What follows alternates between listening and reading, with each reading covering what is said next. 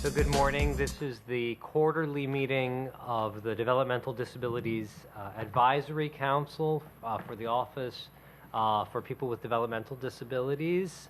I'd like to start by introducing the members of OPWDD who are here at the table, and then we can move to members of the council. So starting, Roger Bearden, Executive Deputy Commissioner. Ted Kastner, Commissioner. Leslie Full, Deputy Commissioner for the Division of Quality Improvement. Betty Piper, primarily a parent. Betty Piper, parent. Mary Somoza, parent. Margaret Puddington, parent. Nick Capoletti, also a parent. Michelle Judah, parent and Executive Director of Parent to Parent of New York State. Allison McCarthy, OPWD. Sally Berry, OPWDD. Abiba Kindo, Deputy Commissioner for Regional Offices at OPWDD. Sheila Carey, Executive Director, Developmental Disabilities Planning Council. John Maltby, New York Housing Resource Center. Shamika Andrews, Self Advocacy Association of New York State. And thank you all for being here this morning. So the first item on the agenda, I think at the request last quarter of the DDAC meeting that wanted some updates and some information about the incident management process at OPWDD, which then necessarily implicates some of the incident management structures at the Justice Centers. And so Leslie Fold, who is our Deputy Commissioner for the Division of Quality Improvement and directs, among other things, the incident management unit within that division, is here to provide that information. And then after the presentation and during, if you have questions about it, please feel free to interrupt and ask. Thank you. Okay, so I'm going to kind of go over broadly the incident management process at OPWDD. And as Roger just noted, I would like to encourage members to please, feel free to ask questions throughout. I know that, there has been, a statement that it would be very helpful to parents to kind of understand how the actual incident management process works. So that's what I'm hoping to give you a good picture of today. So broadly, I just wanted to let people know that our incident reporting regulations are the New York Codes, Rules, and Regulations, Part 624. And OPWDD has had the Part 624 regulations for incident management for many, many years. I just want to make it clear prior to the implementation of the Justice Center on June 30th, 2013, but the regulations were rewritten significantly with the implementation of the Justice Center legislation, the Protection for People with Special Needs Act, which also, just so people are aware, affects some other state agencies that I'll note later so people are aware of what those are. And incidents involve one or more individuals receiving services and supports, and they occur in one of our programs, so under the authority of the program. So as you can imagine, we have a very large system. We have about 600 provider agencies, so it's a very large undertaking. So I wanted to make clear, we haven't, I'm sorry, yes. Already. Okay, fair enough. The incidents have to occur under the auspices. Does that mean that staff maybe with the people, what if it's two individuals who are served and something happens between them or to them outside of PW premises? So that would depend, but for example, if two individuals live in a residence together and there is an issue between them, then that would still be an incident. If they went to day program together and they were riding the bus, even though they were not in the residence or at the day program, that would still be an OPWDD incident. Okay? Okay. Okay, so I wanted to let people know that Prior to the implementation of the Justice Center, in the fall of 2011, the Commissioner of OPWDD mandated all providers in our system to use the Incident Report and Management application, which is our statewide database for incidents. And again, all providers have access to enter information into that database, and they have staff, typically quality improvement, quality assurance staff at an agency who do that. So I just want to be clear that providers must use the incident reporting system. We have what we term compliance officers who work in the incident management unit, and on a day-to-day basis, they have a caseload, if you will, of agencies they interact with around the state, so that every agency has a primary contact person. That's not the only person they can deal with, but they have a primary contact person in the incident management unit. Also, on June 30th, 2013, with the implementation of the Justice Center, OPWDD implemented a 24/7 coverage for incident management reports. So if an incident occurs at 2 o'clock in the morning, this morning, an agency absolutely can call OPWDD and they can actually speak to a live person about the incident that has just occurred.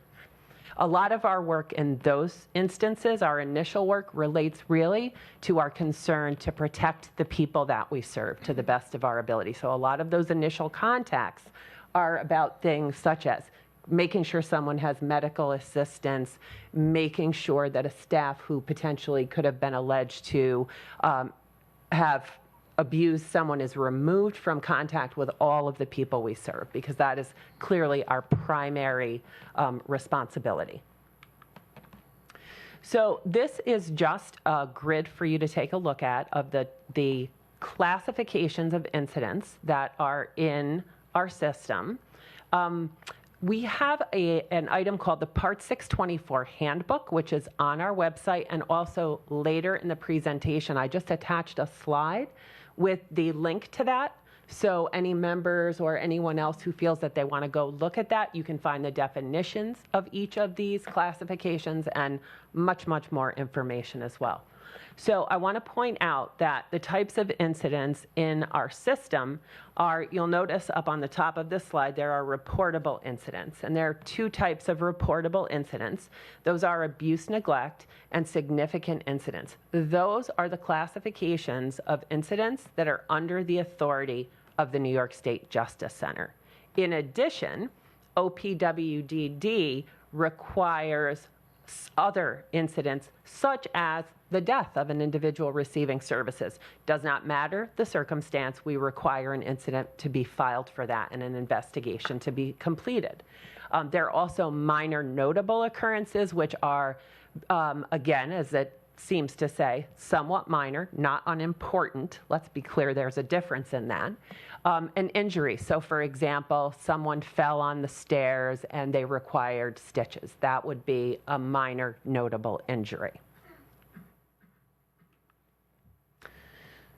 So incidents must be reported to the Justice Center when the incident meets the definition of a reportable incident. And I apologize because I'm going to say this 50 times. That includes abuse and neglect and also significant incidents. That is reportable incidents. And many of those are defined in the Protection for People with Special Needs Act, that section of law. The incident also occurred under the auspices, which, thank you, Margaret, we already covered. The program certified by OPWDD or operated within our system. This is just what I mentioned earlier, just for your information, because I thought it might be of interest to you. The other state oversight agencies that have part or all of their system under the New York State Justice Center. To find out the specifics of that, if you're interested, you would really need to go to the Justice Center website. That is really, OPW can't speak to which programs are covered for another state oversight agency. Okay, so I just kind of wanted to do a little kind of, here's how it works for you. First of all, a report is made to the Justice Center. Now, I want to be clear, the Justice Center takes calls from anyone. So that could be the staff of an agency. That could be a person on the street who witnessed something because they live next to a day program.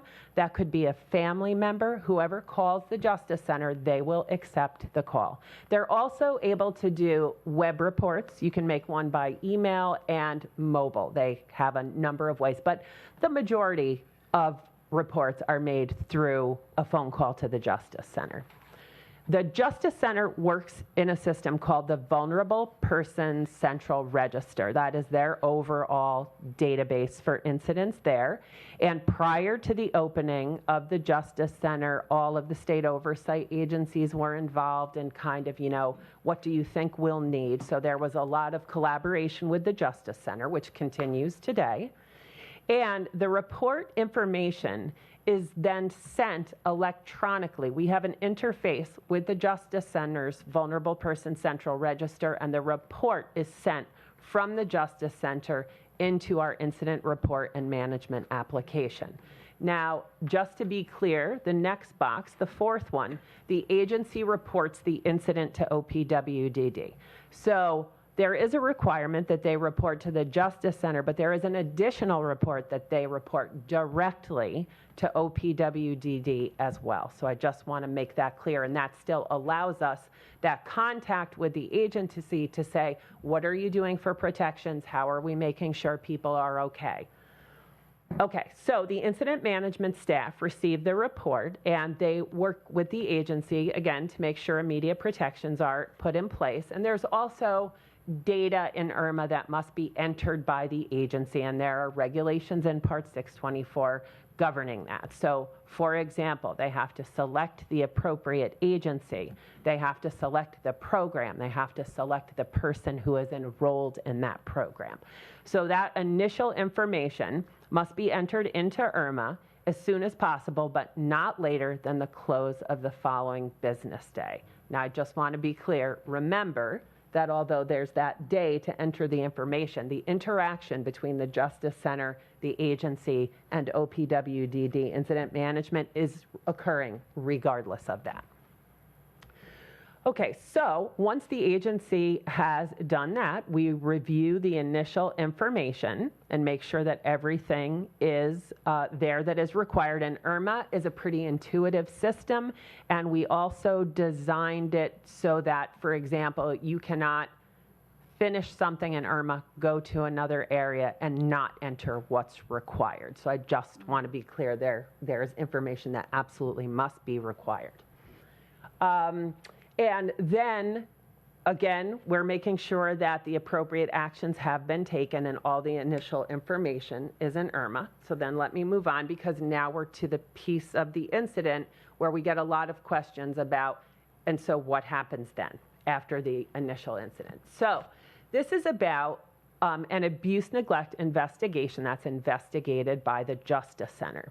So the Justice Center, for reportable incidents, again, abuse and neglect and significant incidents, the law gives them the authority to determine whether or not they will do the investigation. And this is indicated again through our computer system. As soon as a report comes into IRMA, we know if the Justice Center is completing the investigation, because that information comes to us as well. They assign an investigator at the Justice Center. The Justice Center has their own system for the investigator completing their investigation, completing their investigative report. They have a review system internally to make sure that the investigative report has all of the required information. And what happens, which many people here may see as families, if you've dealt with investigations of abuse, neglect, the Justice Center General Counsel then issues a letter of determination, and that goes to the agency, it goes to the staff member who may be a target of that abuse, neglect, and it goes to the family to basically say, we have found this allegation of abuse, neglect substantiated or unsubstantiated.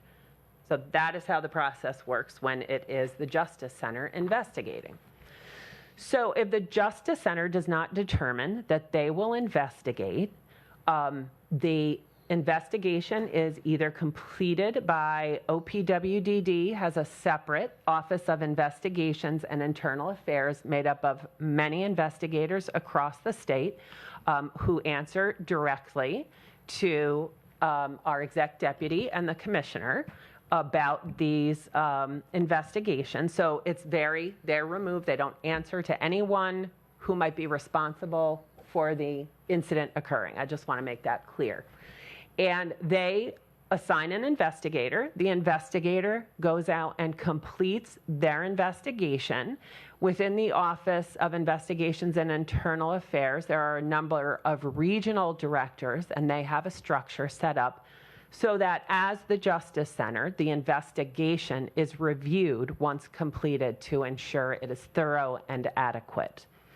That investigator then submits the investigation to the Justice Center for their review through the Vulnerable Person Central Register, so the Justice Center can go in, look at it, ask any questions, say they feel something is missing, and then again, the Justice Center makes the final determination about whether something is substantiated or unsubstantiated. The law gives them that authority in all cases for these incidents. So I just want to say, in the case that the investigative entity could be a voluntary provider, there is an additional step at OPWDD in which, within the incident management unit, we have also investigators, and they review any investigation that is submitted and will return it if it does not meet our criteria. And again, in Part 624, there are very specific regulations around investigations, the time frame of it, the independence of an investigator to ensure that you don't have someone investigating who could be answering to the same chain of command. There is actually a template that is required called the OPWDD 149, so it kind of helps walk the person through. These are all the types of information that must be included. If it's inadequate, if there are items missing, it is returned to the provider then and will come back. Once it has met the approval at OPWDD, again, it goes to the New York State Justice Center, who has the authority for the final finding of substantiated or unsubstantiated, and they make that finding. Leslie, can I just want to ask a question because you lost me a little bit on that slide. Okay, I'm sorry, Michelle. Okay, so the compliance officers at OPWDD are not doing the investigations? Our compliance officers in the Incident Management Unit do not do investigations. The Office of Investigations and Internal Affairs does investigations. So what is the compliance officer doing? So the compliance officer in the Incident Management Unit is, again, the person who the agency is likely to be speaking to initially.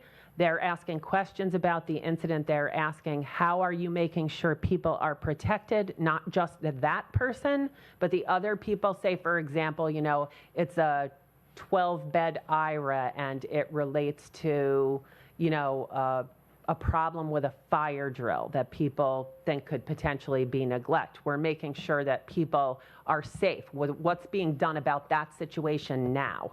Okay. Right, because we don't want to wait till the end of the investigation. So you're doing some preventative work and monitoring of systems and procedures, and so that abuse and neglect and significant incidents don't happen. The compliance officers are doing that. And then there's an investigatory unit that may be assigned, but the voluntary agency may be assigned to do their own investigation? A voluntary agency may have their own investigation, and that's where we inserted the separate process of having investigators within the Incident Management Unit who review the documentation and the submissions and interact with those.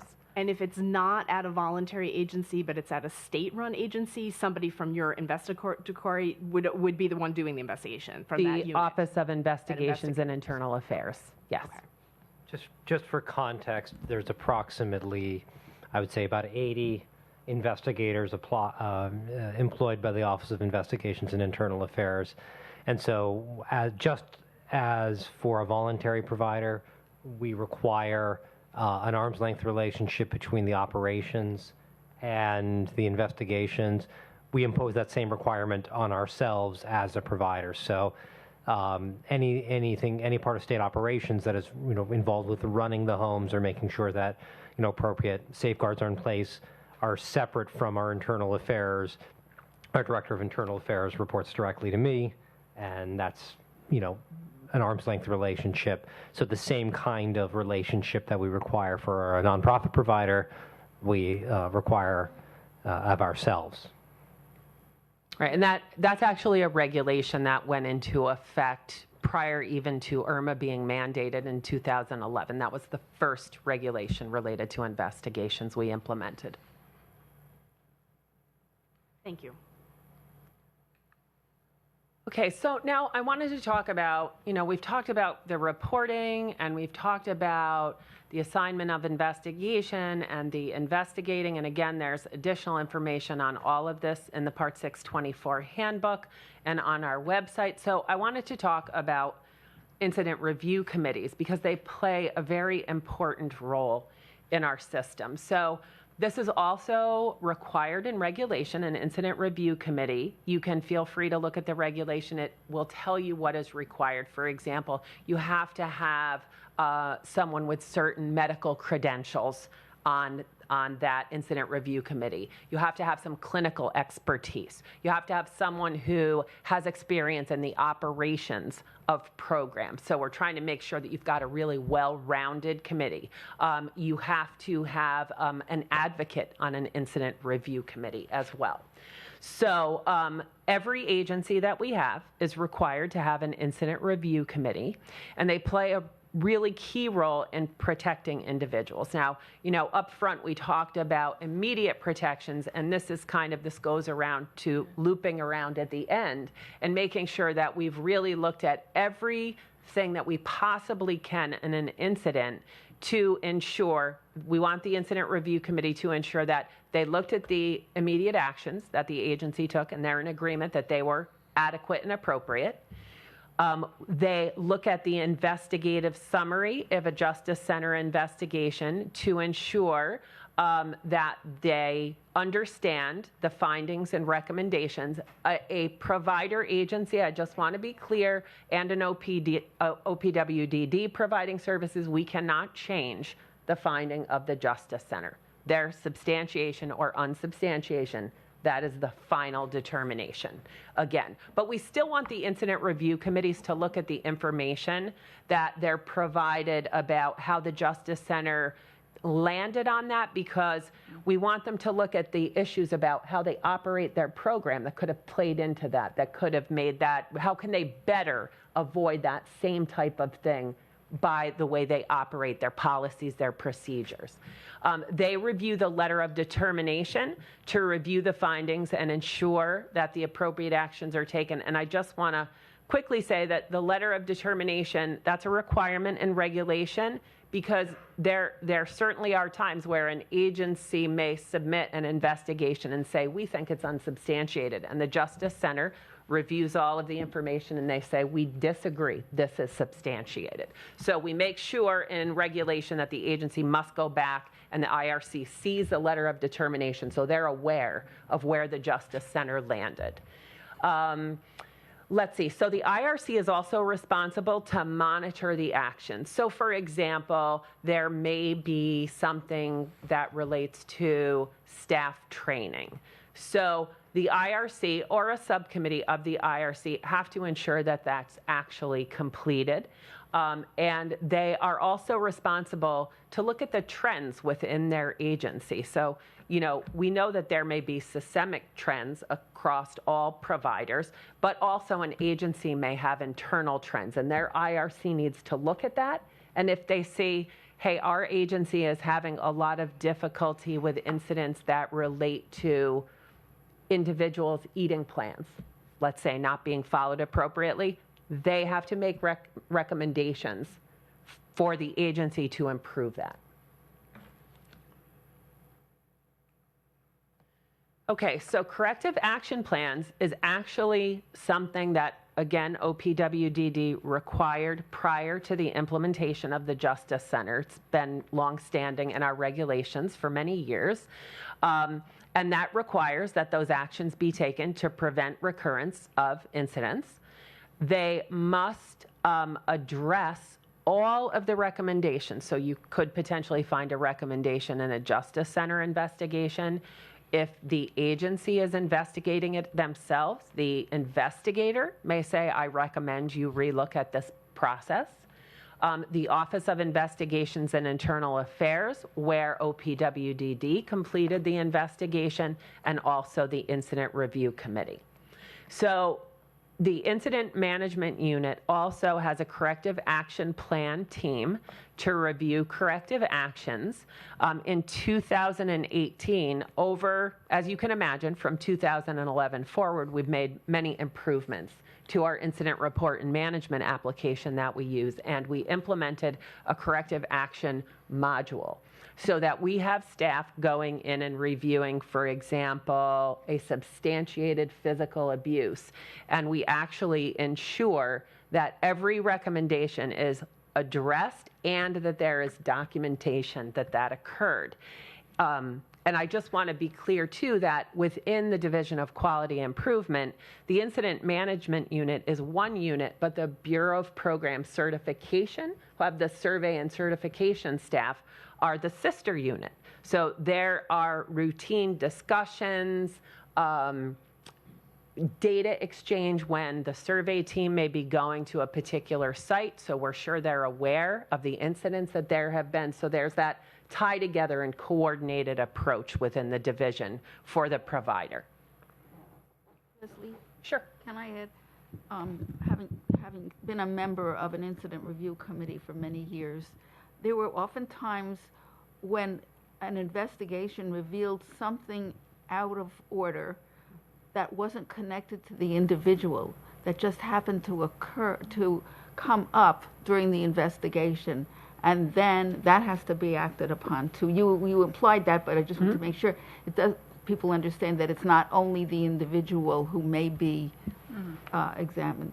Right. No, that's a great point. Thank you. Actually, in a past life, I was an investigator, and very true from just going through records, speaking to people routinely, there are items we could identify that might not directly relate to the incident, but things such as, well, this documentation is not being completed consistency, that the agency absolutely also must address. Thank you.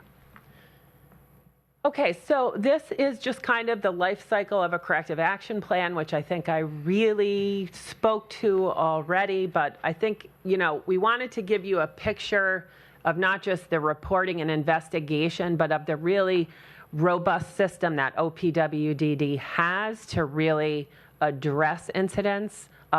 As again, our most important thing is to support the people we serve, but also to keep them safe within our programs. And this for you is a link to the Part 624 handbook on our website. And also, this is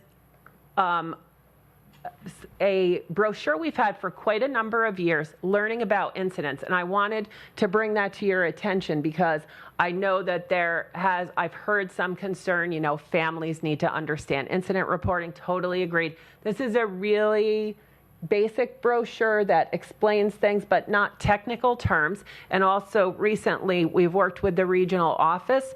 I think it was a suggestion from this committee, so that we've now made sure that the front doors have this brochure as well, so that as families enter our system, they will also get information about the incident management process. That, I think, is all I have for you. Any questions? Something came up that I've suspected other Here, times. Betty. Thank you. Jeff, as you know, is hospitalized quite a bit. And the last time he was hospitalized, 2 nurses took really unusual action about staff who came in from his state-operated group home. And it's very unusual in my experience. We've been in hospitals a lot. Usually the hospital itself, in fact, discourages employees from making any incident reports, even when they think they really need to. So they really needed to, and the Justice Center found it unfounded. no one in their right mind could think it's unfounded, probably. So then it comes again this confidentiality thing and the mandates we're under when we receive a copy of such a thing that says, you may not disclose this further to anyone except your doctor and your attorney and so on. And sometimes, honestly, I feel like running up and down State Street in Albany or something and saying, here it is, all redacted, but you know, sometimes we feel really strongly about things, so even when they're unfounded. And I wondered, is there any pressure that hospitals come under from OPW or otherwise, what to do or not to do? I mean, I would think, you know, there's big arm's length thing there, but sometimes I suspect there is some other kind of communications. Well, I think I can speak to that. You know, so hospitals, hospitals are not under our jurisdiction. So, you know, I think that if there were a care worker who was coming from an OPWDD, you know, funded or licensed program and was thought to have done something inappropriate, whether that be at a hospital or, you know, together at a bowling alley. I mean, those are things that could be investigated under the authority of OPWDD. If there was inappropriate care alleged on behalf of the hospital itself, that would be there are regulations and processes under the Department of Health. I don't know all the ins and outs of them that would be invoked. So we would not be kind of necessarily privy or part of that, and that's not the part of DOH that is subject to Justice Center oversight either. So that has to do with the hospital licensure and oversight that the New York State Department of Health oversees. I'm not sure if that's responsive.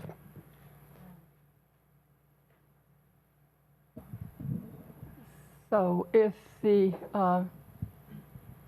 registered professional nurses were unsatisfied, they would have to go through the hospital and the Department of Health. Yeah, I believe. If they felt I like believe this from a prior all their clients. From a prior life, as to appropriate Leslie's phrase, I'm aware that there are mechanisms for filing complaints about treatment of loved ones in a hospital. I just don't know the details of that, so I don't really want to speak to them. Okay, Thank you. Leslie, I have a question. Yes, Dick. Is a policy-making organization, OPWDD, for people with developmental disabilities and as a system, can you comment on how we're evolving our thinking, our guidance, our policies on respecting people's rights to choose? You know, we're now in at a time where people with intellectual and developmental disabilities are more active in the community, they're more included, they're making choices to take risks, and yet we have service providers who always feel like they're in a position of risk because if they enable or agree to that, then they might be put in a position where they're either abusive or being neglectful of the individual. And I'm just wondering, how do we balance that? Because I constantly hear that, and as a parent, I struggle with that too. It's like, do I let my son take risks, or do I, continue to, be a helicopter parent over him at the age of 29? So I was just wondering how we're evolving that. Yeah, I mean, I think we've struggled with that for many years. Now, I've been around for, around 40 years, so I've kind of seen the progression. But I think that, we try very hard to make sure that every individual has the choices in their life that they are able to make. And typically, that's the discussion we have with our providers, because, when providers get worried about that, as you say, the key is really to make sure they have the appropriate evaluations and the appropriate documentation and plans in place for the individual. And that's what we encourage, because we don't only want to protect people. We certainly do want to protect people, but we want them to live the life they want to live. So that is an ongoing discussion. We have that both in incident management with providers, also the Bureau of Program Certification, because we see the same things in the field. But, I think internally, OPWDD routinely talks about that and how can we make that clearer in things such as the guidance in our Part 624 handbook. If you take a look at that, you might see that kind of infused throughout. So I agree it is a struggle, but I think we need to have respect for the individuals we serve ultimately. So to give you an example, okay. There was a self-advocate who contacted me, who the residential provider they had done a speech evaluation and was adamant that he could not eat a hamburger. And he was insistent that he wanted to go out and eat a hamburger. So in those kinds of cases, how are those handled? Well, again, I think it's all about clinical evaluation and the plan for the person. And, I have to say, Nick, many years ago, I smoked, and it was a very bad habit, but I understood it, and I made that decision. Okay. And people with a developmental disability have that same right. Okay. That's what I was hoping you'd say. Oh, okay. Good. Yeah. Pass. Thanks. Anyone else? Thanks. I'm sorry. Margaret, go ahead. Go ahead, Michelle. Leslie, thanks so much. I really appreciated the presentation. I know one thing with the Justice Center, and I know this isn't a presentation on the Justice Center, but they do have a family advocate. They do. A family, yes. Very active. I forget their exact title, but a family who, if there's an investigation going on at the Justice Center, has somebody they can call to get information, what's going on, what do I need to know, to kind of keep them informed. And as you mentioned, there's a letter of determination that comes out of the yes. Justice Center. So what happens on the other side if something's not going through the Justice Center and is being handled by OPWDD's investigation unit? What type of information is available to families who might, their individual loved one might be the subject of this investigation? So what information is available to them about what's happening? But then I'm also concerned about more broadly, one of the reasons that we asked for this presentation is, the horrible stories that you read about in the paper from time to time about things that are happening. How is the public at large reassured that this oversight is happening, that these plans of correction are happening, that improvements are being made? In reference to hospitals, nursing homes, they have JACO evaluations. The Department of Health comes in and does a survey of a nursing home, and that has to be publicly available, in the building for people to go and look through to see what were they cited on, what are they working on. How does that mirror into OPWD? Does it? Doesn't it? What is your position on how we get more information to people to make them feel more confident about the great work your unit is doing?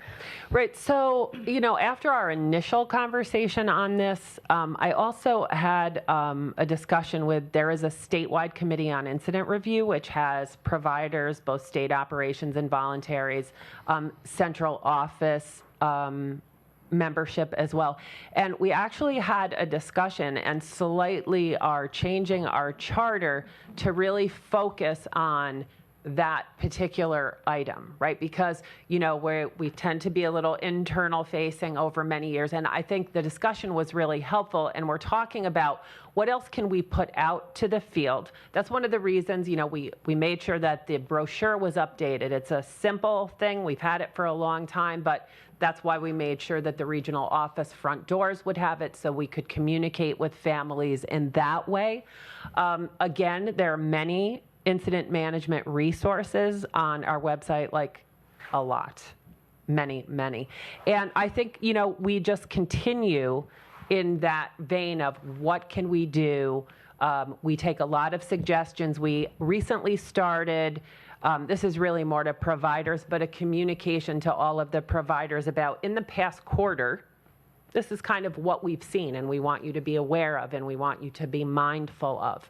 And certainly we're always open to suggestions from any OPWDD committee such as yourselves. I mean, this I think the example of being invited here today is very helpful because this can get a lot of our information out. We also could, routinely work with the Justice Center. They do some outreach. We're always involved in those actions as well. Can I go back to something just to revisit the conversation between Leslie and Nick? Because Leslie gave Nick a bright line, yes or no, and I think the issues are very gray. And I want to kind of bring it back to the fact that these are nuanced discussions. So to follow Nick's example, if this individual had an order that they had to have a specific diet and they instead chose to eat a hamburger and perhaps even choked and died from that, that would be an area, I think that would be much more gray in terms of the individual's ability and desire to exercise certain choices which might be considered against medical advice, which then bring in the role of staff in supervising that individual during eating and access to food. It's very, very complicated. I think the strength in our system is that decisions are, at least we try to make them individualized. And I would kind of flip the question back to you in a different hat that you wear around operating a CCO. I think that discussions around the lifestyle and choices that individuals want to make are best addressed in an individualized way with a group of people, including the individual, their guardian, their family, and to the extent possible memorialized in the life planning process so that informs everyone in the future of what the expectations actually are. If the person says outright, I'm not going to accept that medical recommendation, that may be their right or their choice, but at least to acknowledge it at some point in the process so that everybody can be informed and try to accommodate that individual's wishes. So it's very complicated, not black and white. And Commissioner, I would agree that these are complicated, nuanced issues, and I think that we have to constantly evolve our thinking in this area and bring the providers along with it so that it's not their way or no way that the person's rights. And I think that's what I was hoping Leslie would say, which you did, is that, we need to think about what the person's expressing and their thoughts and then have a thoughtful conversation about what's the best way to support the person in achieving their goal as opposed to just letting a provider make that decision. I think it's got to be a conversation. Margaret's been trying to get a word in. Yeah. Well, I wanted to say something else, but I want to respond to this too. The families find this issue very troubling because when you're told that your child is refusing to take a medication that's essential for the child's health, we tend to not really grasp why it can't be done. But the fact is that in a residence, people's rights are number one. And at home, we have all kinds of things that we as parents can do. We can threaten, we can withhold, we can bribe, we can do grandma's law, we can do many things that are not permitted in residences. And so we have to live with that. It's just going to be the way it is. If your child is putting on weight and you think that, you shouldn't have these choices, but he's entitled to them in the residence. It's just another planet sometimes, and you have to deal with that way of speaking. But I also wanted to go back to the whole situation. The picture of the way the Justice Center works is on paper fine, and on the ground, from what I understand, there are many problems, essentially timing problems with how long the investigations take. And sometimes the plan of corrective action involves putting somebody on temporary leave, paid or unpaid. Sometimes the staff are out for a long time. And problems, unanticipated problems come up frequently. Now they're anticipated. But is there any progress with getting more timely reports? We work routinely with the Justice Center on that process, and I know very recently we've had discussion checking in with them. I think that they pay a lot of attention to that. As you said, sometimes there are delays that can't be helped, but they are constantly reviewing and improving their processes. They did increase their staff, as I understand it, right? I couldn't speak to their staff, sorry. Oh, okay, so, well, I'm not privy to that. I think they've been trying, but I don't know that it's been very successful. So maybe just one more comment. We're starting to run a little bit behind time. I love that question, Nick, because I think, and that you took up on it too, Commissioner, and fleshed it out a little more. I think we need to have like some kind of independent reviews that are quasi-medical or health reviews and so on too. And I find it very troubling, your word is right, that some things that we know are in our loved one's best interest, we know it from medical, health, every which way. But the taxpayers would be furious if they thought the professionals dealing there didn't shape them a little better to those. Do you really need a doctor's order for everything? Brush his teeth because he has cardiac problems and so on, when he says, I don't want my teeth brushed or something. So I would like to find a way that we could have a presentation or a little more discussion around that choice issue, because choice is sometimes just an excuse for very poor care. And as Margaret says, sometimes we shape it in our homes, and sometimes we'd be, like up, like before the firing squad or something for our conditioning thing or something. But sometimes people would say, oh, that's really good. I'm amazed how you've got him along this far. By shaping his behavior. This choice thing needs more discussion, it really does, from professionals and people who really, and legal aspect too. What's the difference? Where is neglect skating right up close to choice there? And where is they're there for $300,000 a year because they have intellectual disabilities? Could we not expect maybe a caregiver to know more than this person at times? And how do we get there from here?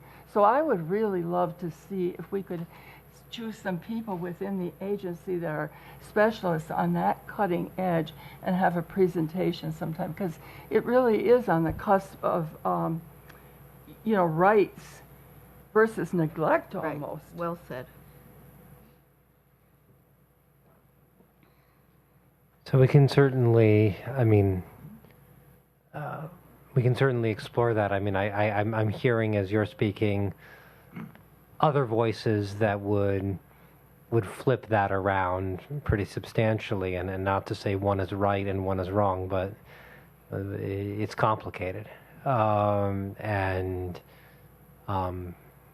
That's really in many ways the foundational issue that we confront, the dignity of risk and the possibilities of choice. I think we should perhaps call this piece of the agenda to a close. If we can take can we trim our lunch to about 20 minutes and get back here at about 12:50? Does that work for folks? And I know there were some desires to catch certain trains, so let's see if we can move efficaciously through the afternoon's agenda. So we'll come back at 12:50. Thanks.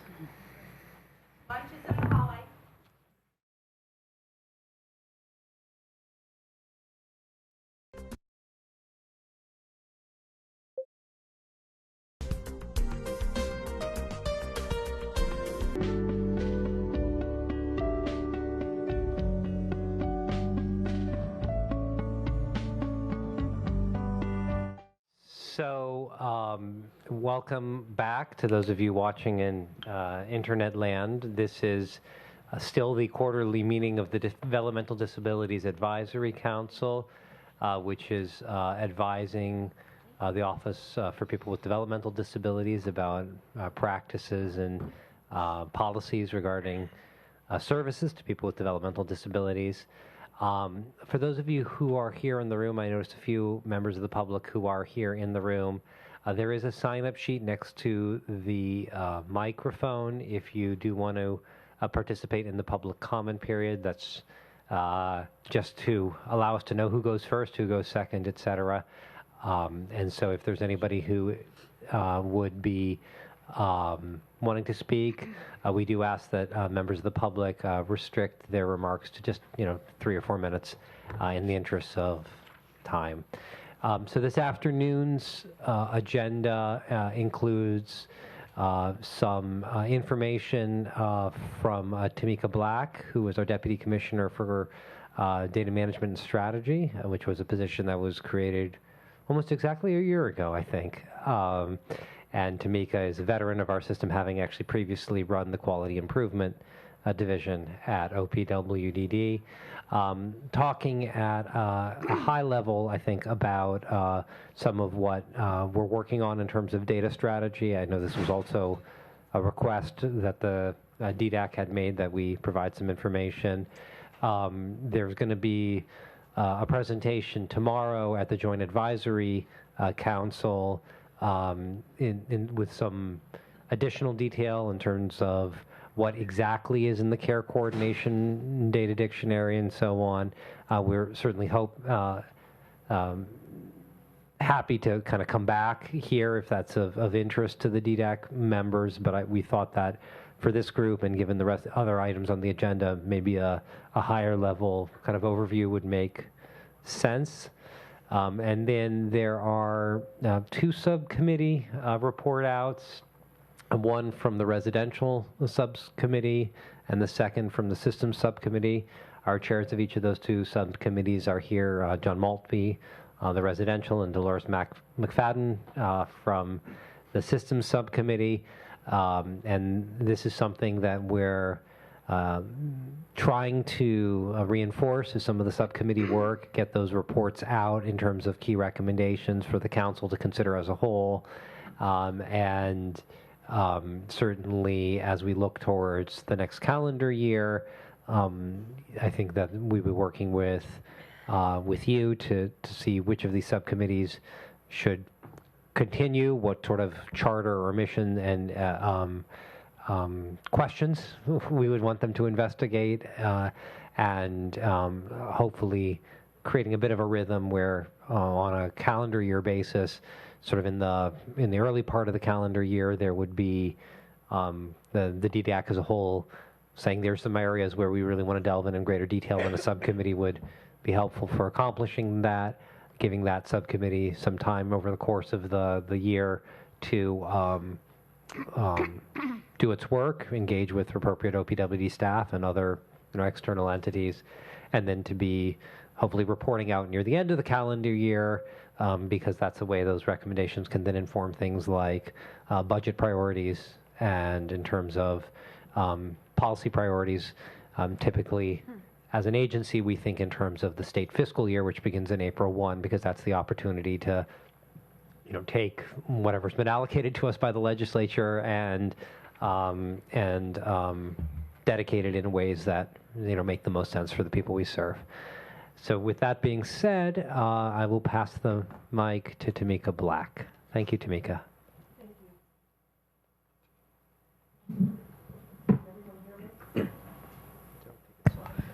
Is it on now? Okay. Always tend to have issues with microphones, so thank you. Today I'm going to talk about using data to support quality outcomes for people with IDD. I know there's been a lot of interest lately in how we're going to be using data to help transform the system and inform the system. As Roger said, I'm going to be giving a very high-level overview. We're going to talk a little bit more about OPWDD's data strategy.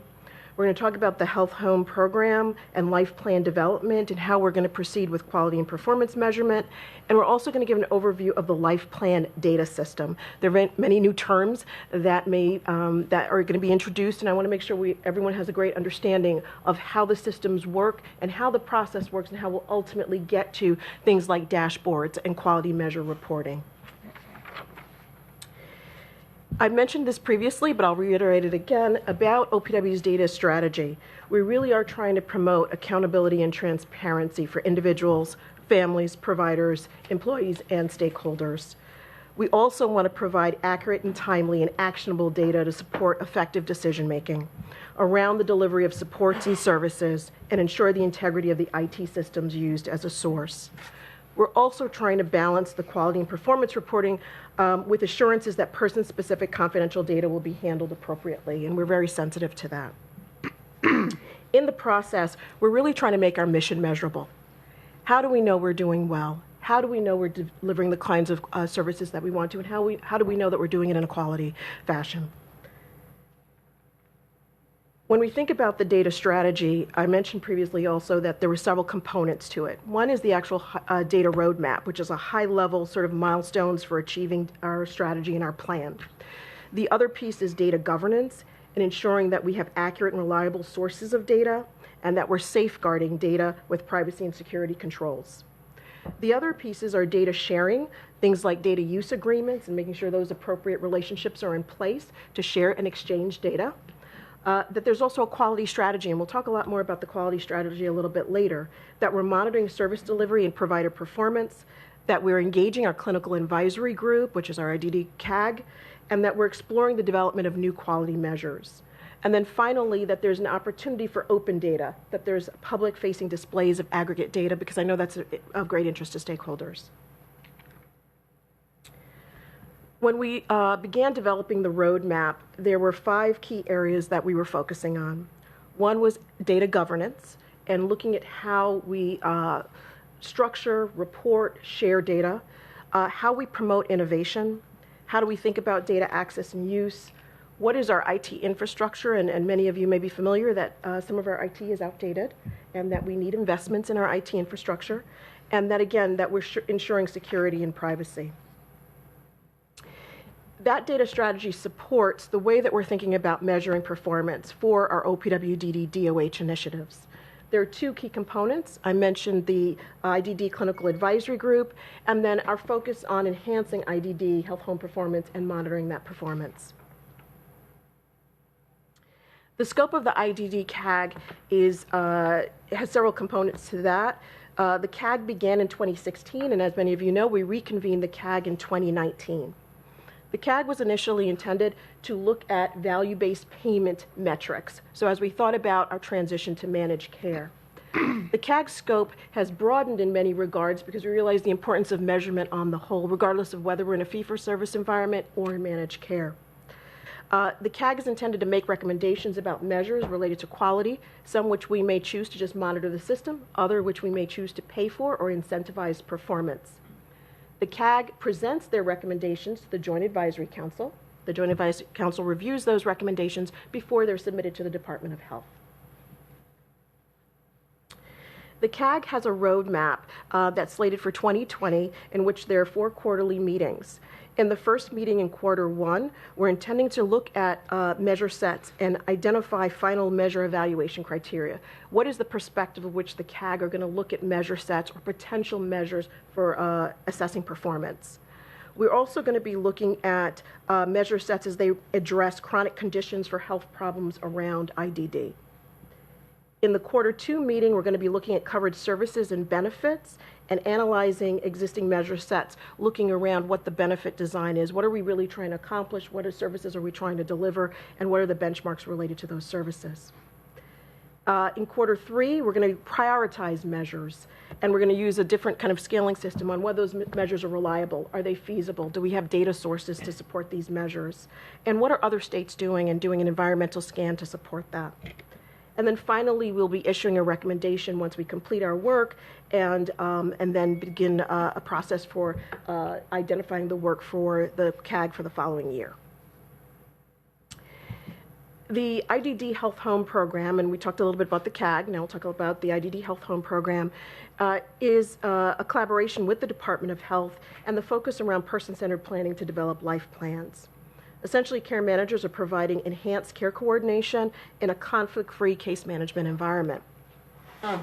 There are 6 core health home services, and they're related to comprehensive transitional care, comprehensive care management, care coordination, health promotion, referral to community and social services, individual and family support, and health information technology to link services. All those key components are very important for the health home program and how we think about life plan development and what health information technology is able to support a life plan. We view the life plan as a comprehensive assessment process that informs key aspects of a person's life. It's collaborative and reoccurring. It's individualized. It describes who the person is, what they want to accomplish, what will help them accomplish those goals, and valued outcomes. We believe it integrates all services and natural supports. We want it to be understandable to the person and must be agreed to and signed by the person on their IDT or interdisciplinary care team. When we think about enhancing the capacity of health homes and how we move forward in performance monitoring, OPWDD and DOH are in the process of conducting technical assistance and designation reviews to ensure that health homes are providing quality of care. CCOs are expected to share key data elements from the finalized life plan with OPWDD as part of monitoring life plan quality, including the calculation of IDD-specific health home measures. And if you're familiar with the CCO application, some of those measures are in the application. And we're also interested in developing dashboards on key process measures and outcome measures. The value of collecting and using care plan data is to not only calculate the CCO performance measures, but we want to make sure that risks identified in assessment tools such as the CAS are addressed in the care planning process. We also want to better monitor preventive health care, especially when Medicaid is not the primary payer. We want to analyze aspects of care not identified in enrollment and payment data, such as behavioral supports and employment. We want to improve linkages of OPWDD services to specific outcomes, and we want to support emergency management. In terms of the health information technology supporting health home performance, I'm going to talk about some systems which you may or may not be familiar with, and there are three. The first one is the care management system, which is currently used by the CCOs, and that's known as Metasched.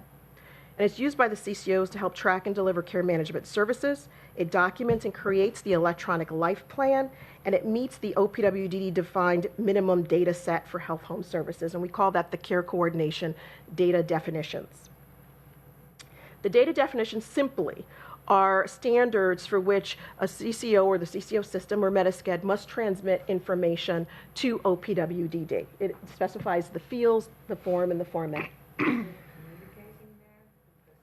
Last time we had an update that you weren't able to access the Metasched from the CCO. We're going to talk about that. You're right on it. We're going to talk about our progress with that transmittal and that data exchange. But yes, we have done some testing, and we are able to communicate with Metasched. The goal of the CCDD is also to ensure that care systems used are consistent with federal HCBS standards. We want to provide a consistent data set that across all care coordination IT systems. And the CCDD is vendor agnostic, meaning that every vendor, regardless of who it is, whether it's a Metasched system or another system, can communicate in the same format with OPWDD. So we have this care coordination data definitions that identifies all the fields, the type of data that should be transmitted to us. That data, once transmitted, resides in what's known as the Life Plan Data System. That is the system that collects and stores data received from CCOs defined by the CCDD. It supports the reporting of the IDD health home measures. It's going to be used for research and analysis, and it supports our oversight and care planning process. So I'll talk a little bit about the process flow. So we have the person-centered planning process that begins with the CCOs. We then go to the development of the electronic life plan or the life plan in the Metasched system or care management system. There is a CCDD extract, which CCOs then report in the form and format. As I mentioned, it rests in the life plan data system, and from the life plan data system, OPWDD staff access that to create measures and ultimately an OPWDD dashboard. As I mentioned, the care coordination data definitions establishes data standards between OPWDD and CCO health homes, and it allows everyone to share specified life plan data. The CCDD is actually available on OPWDD's website. I'm going to talk a little bit more about it because it's a 102-page document. And so I'll provide a high-level overview of all the pieces of the CCDD. So there are currently 11 sections to the CCDD. And the first one is demographic and profile information. That's where we collect information about the individual. There are tabs and Medicaid IDs, address, and other information. We collect information about the CCO and who the care manager is. And we also look at identifying key pieces about the individual and the care manager and the care management team. The second section is called Outcomes and Support Strategies. That's where we identify the valued outcomes and action steps to achieve them by the responsible parties. So for every valued outcome, there is information about that outcome and what goals and strategies are going to be used and who is responsible for achieving that outcome.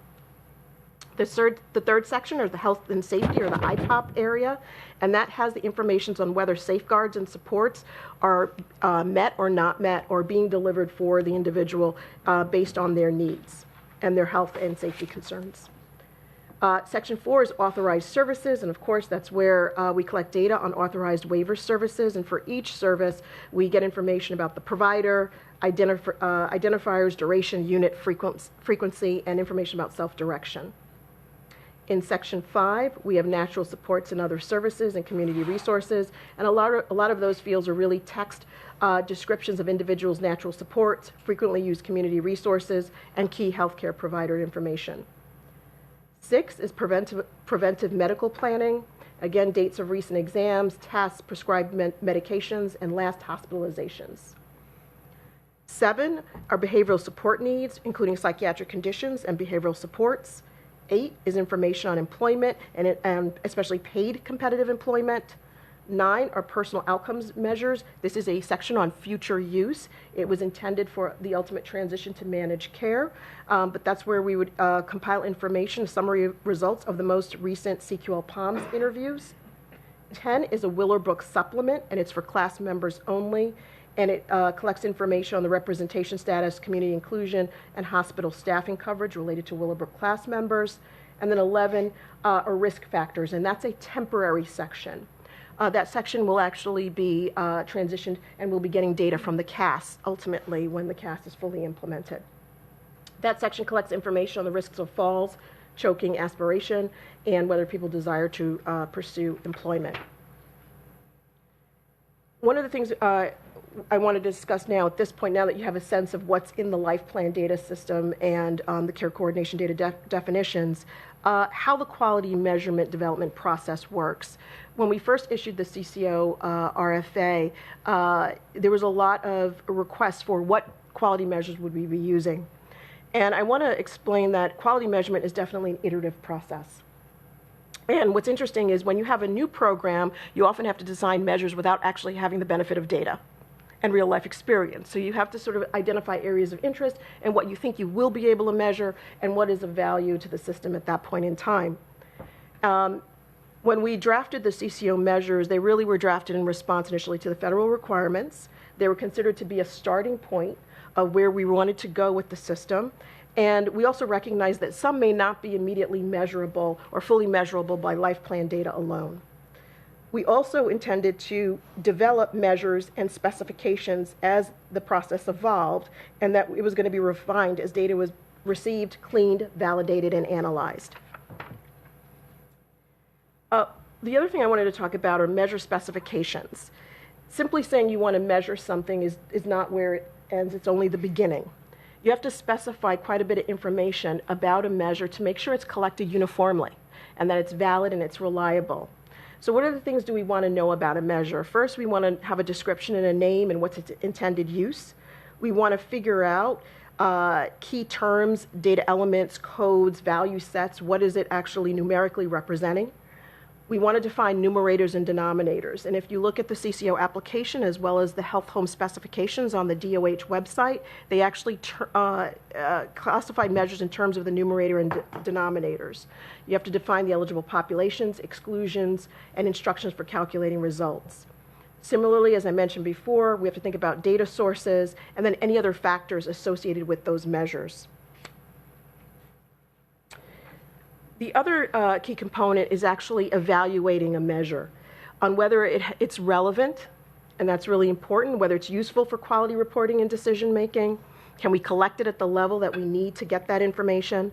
Whether it's valid, and that means whether the data is correct and it's free from sort of errors and bias, that we can make appropriate conclusions from that measure and actually develop a score that reflects quality of care, that it's reliable, that it's well-defined, precisely specified, and can be implemented consistently, and it's able to distinguish performance levels.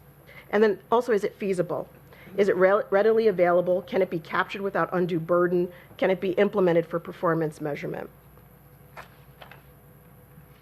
As I mentioned, the IDD Health Home Quality and Performance Measures are available on the Department of Health website and are really an intent to really focus on important aspects of enhanced care coordination and management for IDD health homes. If you're familiar with the CCO RFA, the measures entail the implementation of CQL POMs, implementation of personal safeguards, transitioning to a more integrated setting, employment, self-direction, bladder and bowel continence, falls, and choking. Each of those have a numerator description and a denominator description, and it's very specific to make sure, again, that data is collected uniformly and that everybody understands what we're really measuring. There's also an additional measure, which CMS has requested, and this is what we talked about, it being an iterative process. Here's an example where CMS has asked all health homes to measure the number of admissions to an institution among health home enrollees aged 18 and older who are residing in the community for at least 1 month. So that's a new measure for us, and we'll talk about that. For any of you who's interested, I'll give you an example. The specification for that measure, meaning what the numerator means, what the denominator means, how we're expected to report, what's the reporting period, is 6 pages long, and it is one measure. So there is a lot of complexity with measurement. In some ways it's very simple and they give us indicators, but how we collect them, how we think about reliability and validity, how we think about the sources of that data is very, very important. So finally, I'm going to talk about the work we've been doing and the timelines for that work. We completed some work early in 2019 where we engaged NISDAC, who is a nonprofit IT assistance team or consultants, to kind of compare our care coordination data definitions against national standards for health information exchange so that we're comparable to what's going on nationwide. There was also a review and update of the care coordination data definitions, and Metasched also reviewed the CCDD an opportunity to make sure that their systems, the care coordinate and IM systems, were actually performing, or were there any gaps, and to remedy those. More recently, in September and October, we completed testing of the secure connection between CCOs and OPWDD. So the first thing was, can we actually transmit information? Can the systems talk to each other? The CCOs also reviewed how the Metasched system was actually mapped to the care coordination data definitions. So for example, if we were measuring something in employment, was it actually mapping to the right parts of the system in the Metasched system to collect that information correctly? Were those fields the fields we wanted to capture data from? Do we understand what those fields really mean? Do the care managers understand what those fields mean? Because they're the ones entering the data. If they don't understand the fields and they're putting something in, we may get inaccurate data. So there was a lot of conversation about the systems and whether we were capturing the right information. We completed the testing of that connection in December. We also, in late December, issued some clarifying guidance regarding data fields, privacy, and security, and we continue to have these conversations with the CCO and with Metasched. In January, we're anticipating the transmission of full life plans in test data. The life plan is very robust. There's multiple data elements. We're looking to transmit test data at that point. By March, we're looking to actually transmit actual records of all CCO enrollees. These will be weekly transfers of data. By April through December, we hope to create test reports, validation and correction activities, and ultimately publish data and information regarding what we found relative to performance. So hopefully I didn't bore you, and we can open it up potentially for questions if you have any at this point. Yeah, I didn't catch the part about in residence for 1 month, and then you're looking at admissions to SNFs, ICFs, or what? They're looking at it as, I think, as SNFs and ICFs. Okay. That's why it's a 6-page document. For one data element. Just trying to point that out. Yes. Reinforce your point. Yes. Any other questions? And I would be glad to have further follow-up conversations with the DDAC system subcommittee if there are any sort of technical questions or further information about what the life plan data system is, how is the expectation of data transfer, what the life plan really says about the individual, and how that data aggregates up to maybe more system-wide measures. I've heard some criticism by people who know more about data. I've heard criticism of the system that you're using by people who know a lot more about technology than I do, which is almost anybody. But anyway, what criticism, if any, do you hear about that system and that it was a poor choice or something? That's a complex. Sorry.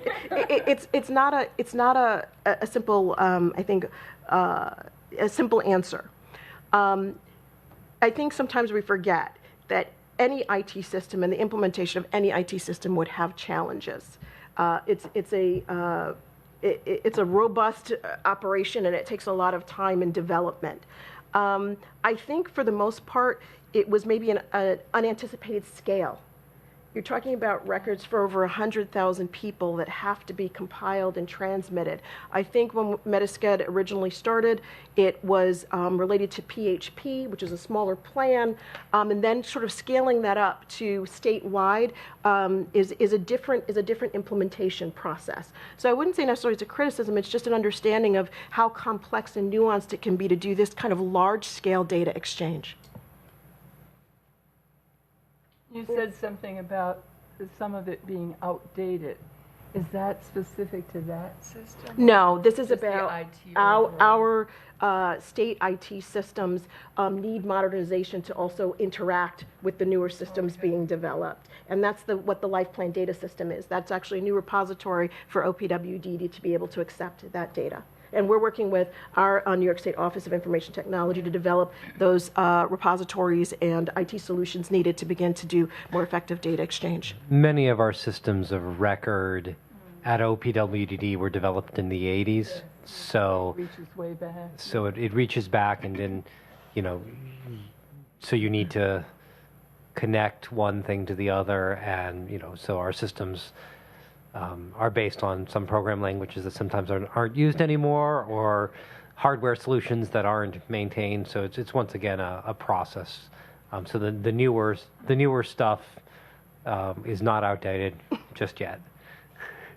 Okay, I hear from a lot of families that from their care managers that it's very difficult to change things in the life plan. That there's not room. You gotta use the microphone. You got to use the mic. Sorry. There's not room. There's not the drop-down boxes. There's not a way to change when the life plan. Whoever formed the life plan made mistakes, and the parent wants something changed and corrected. If everything's going to be focused on that life plan for services and so on and so forth, so. There was a lot of questions from care managers that they couldn't change the data once it was. So I'll explain a little bit of that. And I think one of the positive things about the systems also presents a little bit of a challenge. When you have an IT system, you have to begin to categorize things similarly. But when you're delivering person-centered services, it's a unique and individualized process. How do you begin to develop a drop-down for every unique circumstance of a service or a need? And I think what we are trying to do now is begin a process. Other. Yes, and then you don't get any data because everything is lumped into other, and you can't figure out what that nuance is. The conversations we've been having have been around trying to have further conversations with care managers and the CCOs about how to effectively use those drop-down boxes, and that's the clarifying guidance. It's sort of saying, here, if you encounter this would be the drop-down that you would use, and it's again a conversation. Sometimes the design which happens a lot earlier than the reality. So you've designed the system first, and then you're going to implement it, and you realize that unique circumstances are occurring. It becomes a learning process and an iterative process to begin to meld those together.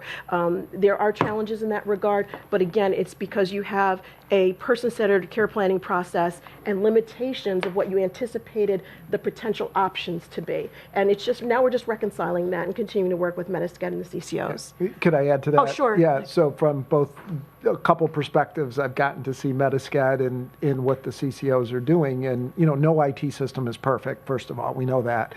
But then secondly, there's a evolution going on right now with the Metasced system based on the input and the experiences that the 7 CCOs have had with it. It was originally designed for PHP, which is a FIDA, not really designed for a care coordination organization. So I think there's a recognition that what it was designed for and what it's being used for are two different things. But the 7 CCOs actually have been working very collaboratively. There's literally, I think, 10 work groups looking at different pieces between the IM assessment, the life plan, how to define things, how to train people, because as Tamika said, a lot of this is how you train the care managers to actually not only use the system, but ask the questions and gather the data, because the way you ask the questions could influence it. A lot of the information is self-reported. That may or may not be valid. And so we need to look at all of that variation as we then start looking at the data. And hopefully over time, as we educate the workforce, as we perfect the system, as we work together towards some level of standardization, that we'll get to a better point where we can actually then take that data and then use it in a very positive way to influence not only services, but availability of services, et cetera. I think just to follow up, it's just a quick follow-up on that. One of the issues about the training of the care managers is also, from what I'm hearing, and I just showed Margaret one email that came in yesterday from a parent, is that she's had one care manager that she was originally assigned by a CCO, which I won't mention, and who knew absolutely nothing. And she's had 3 subsequent ones, one after the other, because they quit. They leave. And there's apparently, from what I can gather, a small amount of data, there are a lot of care managers leaving the system. And some of them that are in the system don't know what they're imparting, not incorrect information to families, because they don't know themselves.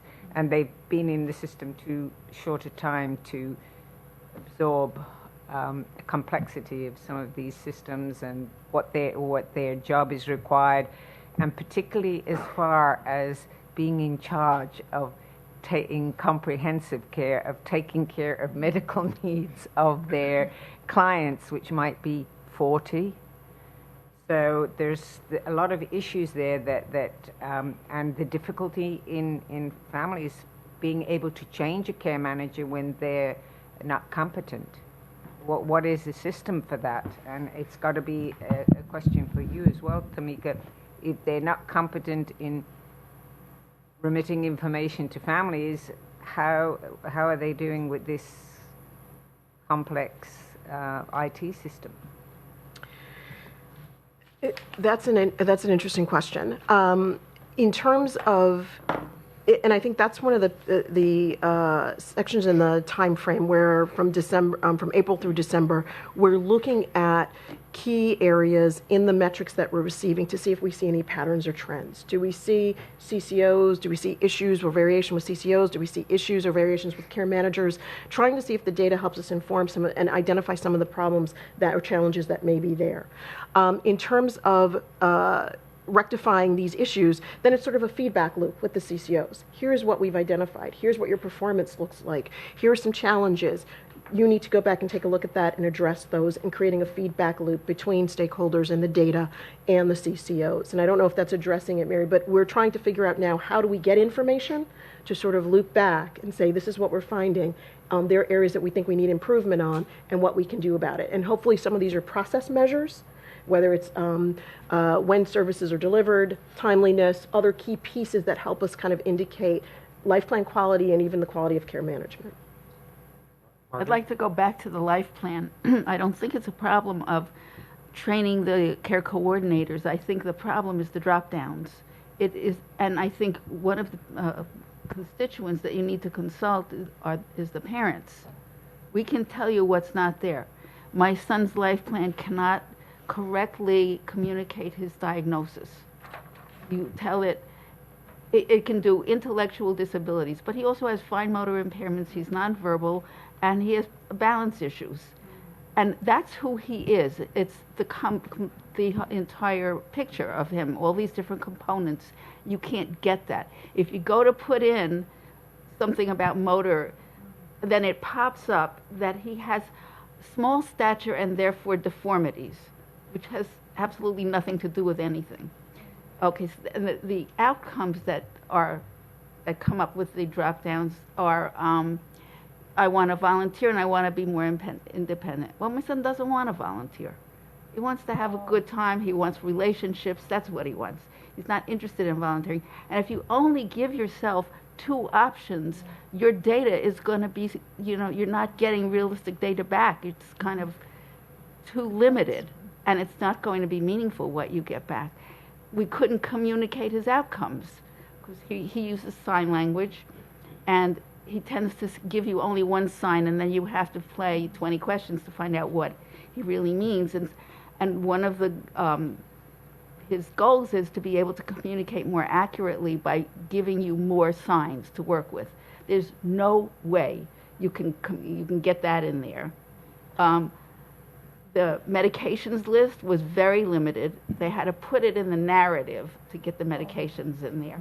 I mean, you look at the whole thing and it just doesn't hang together as a picture of him, and that's the whole point. So I would say the drop downs is a major issue, and the care coordinators that I spoke with said they hear that from many families. So the families is a good place to start. So if I could maybe ask if there's an opportunity, Margaret and other families on this body, and obviously you guys connect to plenty of other families, maybe to try to collect some more of those examples. I think that might be really. I actually sent an email to Commissioner Delaney and to Kate Morley and. Okay.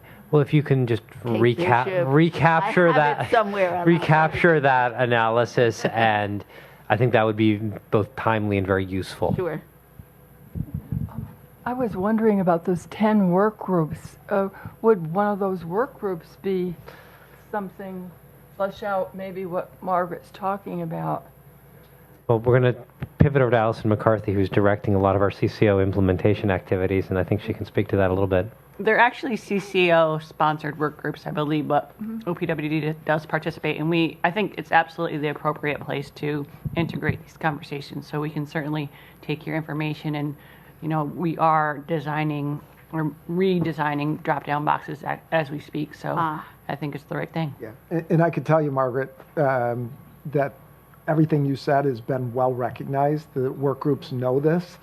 They're trying to work with Metasced to redesign it. We need to get the system more functional and more reflective of individuals' needs, and provide a level of granularity that does reflect the uniqueness of each individual and their specific needs. Yeah, it's a well-known issue, and I know I experienced that just this week with my own son's life plan and IM assessment and how inaccurately it reflected him as a person. So, yeah. So, go ahead. Of course. I just want to thank Tamika for coming and providing us with that kind of an overview. We've talked about being, a data-driven organization, and so in many of our interactions, I walk in Tamika's office, I say, I want to get this data, I want to move on it, and then I get this lecture, which is fantastic, about how hard it is to take actionable data and turn it into program or policy or some other initiative. And I think the fact that you've kind of helped us understand the complexity of moving from where we are to where we want to be is extremely valuable.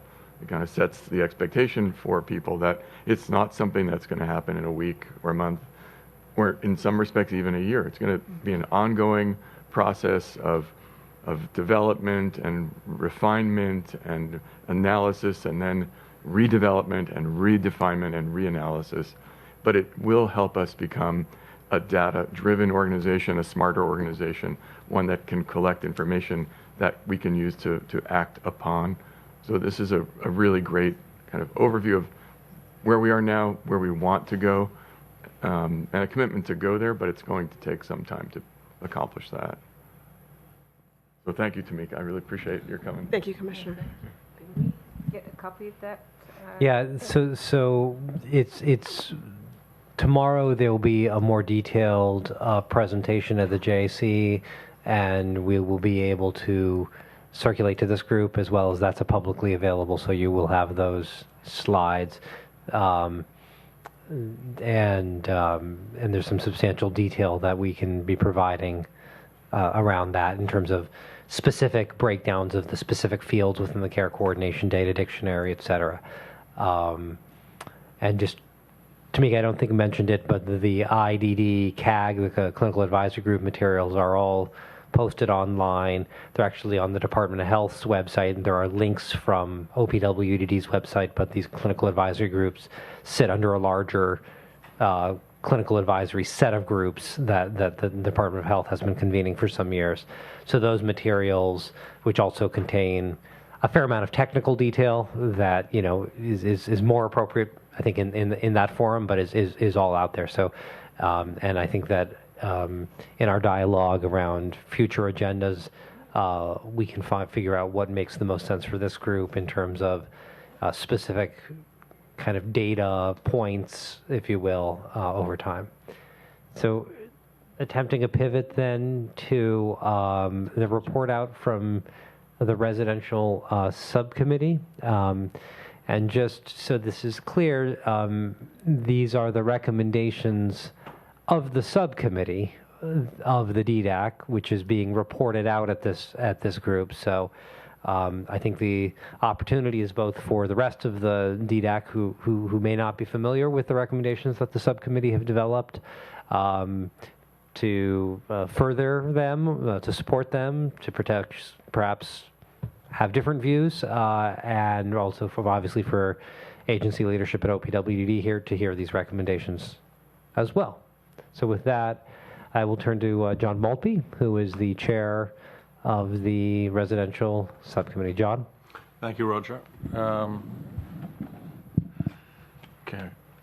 So, prefacing the discussion of the committee's recommendations, it's becoming more and more recognized that housing is a great supporter of healthcare generally, not only from the report that you can see on the right, which is the National Governors Association report out in 2018, but recent news from as diverse a source as United Healthcare, which is not known as a nonprofit charitable organization, who is creating affordable housing to help people achieve better health results and reduce things like hospital stays and ER visits. And also in New Jersey hospitals are banding together to increase housing options. So great impact on healthcare. The scope of the subcommittee is to advise and inform the council on issues related to housing for people with intellectual and developmental disabilities in New York State, including how to increase housing options and capacity while pursuing best practices in all kinds of settings. So the members of the committee are derived from the full council. There are 4 members who are on the full council, and apologize to Nick for not giving him an asterisk. There are also, I believe, 7 members of the committee who are housing navigators. We have a good representation from provider agencies who operate certified settings, as well as supporting non-certified settings, some of them coming from very large agencies and some of them from very small agencies, as well as a good contingent from OPWDD itself, several of whom are themselves housing navigators. So over the period that the committee has been in existence, it created about 14 different recommendations which have been forwarded to the council. Last fall, Roger asked if I could prioritize those for the council. And so reached out to the committee, and this is sort of the order in which they came up with recommendations for the council to forward to the commissioner and to help, excuse me, shape housing policy.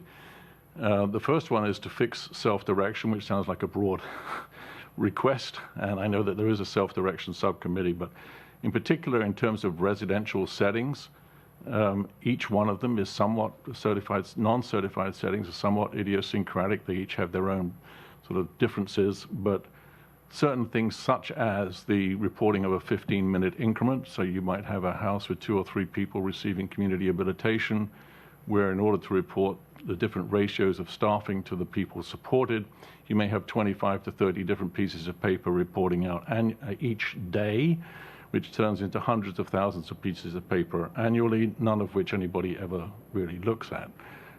You also have such things as when somebody's in an apartment and they get bed bugs. We don't have a really effective way of saying, okay, we can now give you some money to move from where you are, fix your bed bug problem, and get back into somewhere that's a decent housing service. So housing navigation is a service recommended through CMS back in 2015 as a way to enable people to move from certified settings and other settings into housing that's more appropriate for them, that provides them with the comfort and health and safety that they need. Most of us don't navigate housing very frequently. We maybe purchase a couple of houses in our lifetime, or we maybe rent some apartments in our lifetime. But bringing housing navigation as an intensive service coordination is seen as a great way to increase housing options for people and to make the process more effective. Right now, there's the ISS subsidy. So some of you may be familiar with the Housing and Urban Development Fair Market Rent, which is basically HUD's review of the 40th percentile of rents in a particular area. They come up with what they call an FMR, Fair Market Rent, each year. The ISS subsidy, the Individual Supports and Services Rental Subsidy, used to be connected to that. Currently, OASIS and OMH still connect their housing subsidy to the HUD FMR. Our subsidy was last amended in 2012. Since that time, HUD's FMRs have risen between 20 and 40% across the state, the 40% being New York City. There are also different rental standards for low-income housing tax credits, which are higher than FMR. And one thing that we could look at in terms of data in particular is the price index of operating costs used by New York City's Rent Guidelines Board, which has 50 years of data. So I see Tamika might be interested in that, across some very, very granular aspects of housing operation. In my mind, the biggest difference between a certified setting and a non-certified setting is how much do you pay. And we need to integrate personal resource accounts on a continuum of funding all the way from somebody who needs a few hours of help a week to somebody who needs a 24-hour-a-day support in an ICF, and enable people to move back and forth across those different settings. Education for all stakeholders on housing options has certainly increased, some of it through the help of the Developmental Disabilities Planning Council funding. We now have 240 housing navigators in New York State and periodic statewide learning initiatives. So I think that that's made a difference to housing options. One impediment a lot of people have is that there's a limited understanding of their benefits. So everybody knows what SSI is. Most people know what SSDI is. Very few of them are accessing earned income tax credits. Very few are accessing ABLE accounts, PASS plans, impairment-related work expenses, and so on.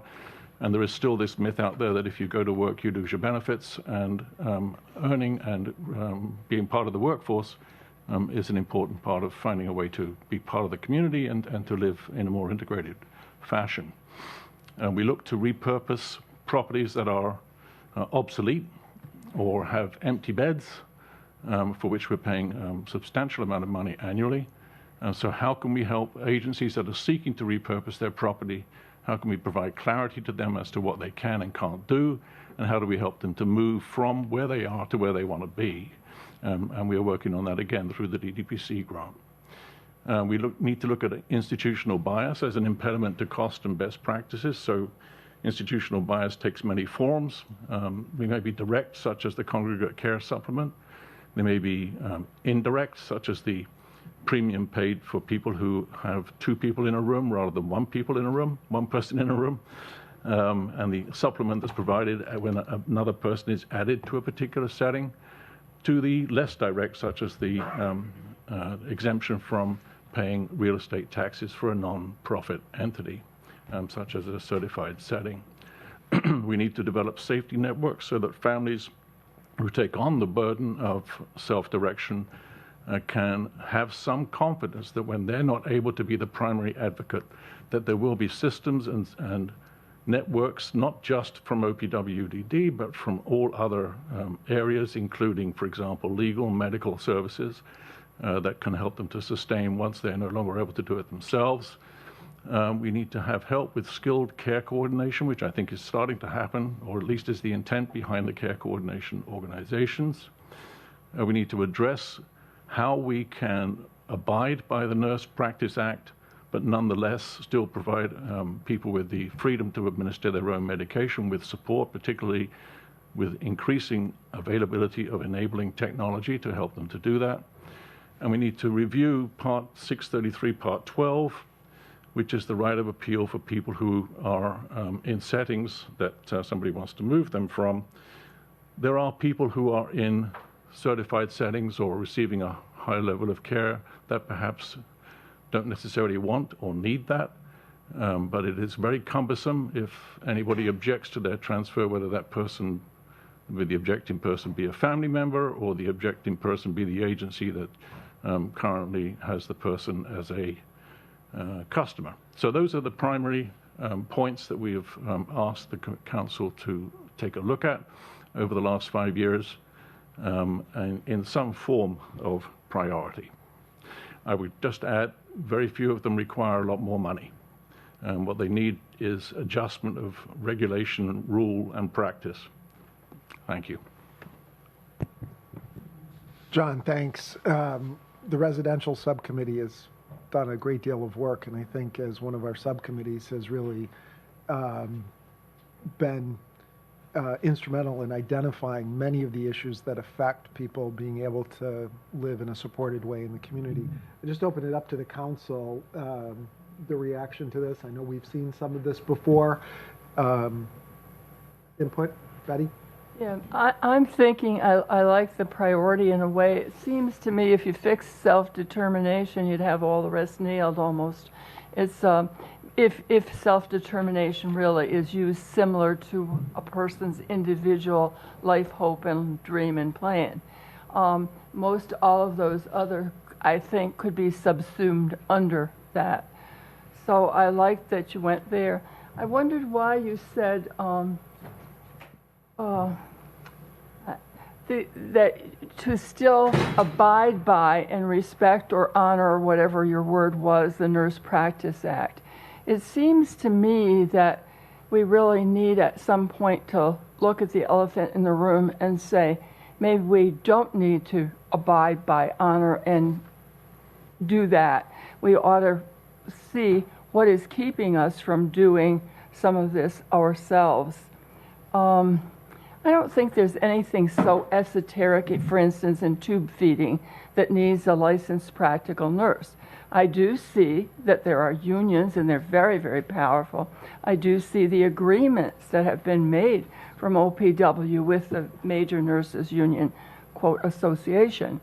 Has anybody ever thought of a more systemic and fair approach, a more honorable and intellectual approach? So one way to look at that is that the Nurse Practice Act is actually, the people to talk to are the regents in the State Education Department, because they're the ones who are going to set those rules. The other piece is that we can use CDPAP for the period that you need to help somebody to administer medication, because unlike our waiver, the CDPAP waiver includes the ability of pretty much anyone to administer medication. They do not have the same strictures that we do. So that's part of our recommendation. I'm talking about food, even food, not medication. Medication and food, I do understand. And again, I think these are excellent points that I think the subcommittee has looked at. What I would ask is the council in agreement with these recommendations and prioritization? Margaret? I think Betty's onto something that fixing self-direction would subsume a whole lot of the other ones. I think a critical one is the sustainability question of what happens when the family can't do it anymore. Who's going to do it? And the issue, as I understood it previously, was there's no way to fund somebody else to do it. There's no way to have a position of whatever, life planner, circle organizers, you know, acting in lieu of, all that kind of stuff. You're kind of stuck if you can't get that one piece solved. And it's not only for residential, it's for any self-direction at any level.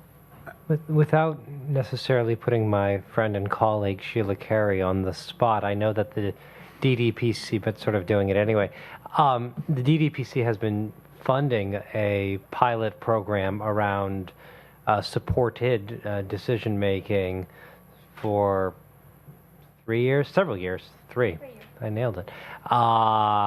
And that's, I think, something that is intended to, I suppose, either prove or disprove the principle that's something that can be done. Am I accurately characterizing that grant that you've been working on? You know, for people that it works well for, that's a great option. But there are a lot of people who can't really do it. Right. You know, I think you brought up, Margaret, probably the most important part about supported decision making. And when this idea was still in its infancy with the council, when staff and I were trying to figure out how to approach this, we recognized immediately that the most critical piece about supported decision making was that people understood from day one, this is not something that is for everybody. It's not. Mm-hmm. And we've been very careful about working with Hunter College on this in terms of educating groups about it. And we start and we end on the same note. It's not for everybody. We understand that. For those that it works for, fabulous. But it's not designed for everybody. We fully grasp that. It's strictly voluntary. And for some people, it's a wonderful option. But for other people, it's not even a conversation you can really have.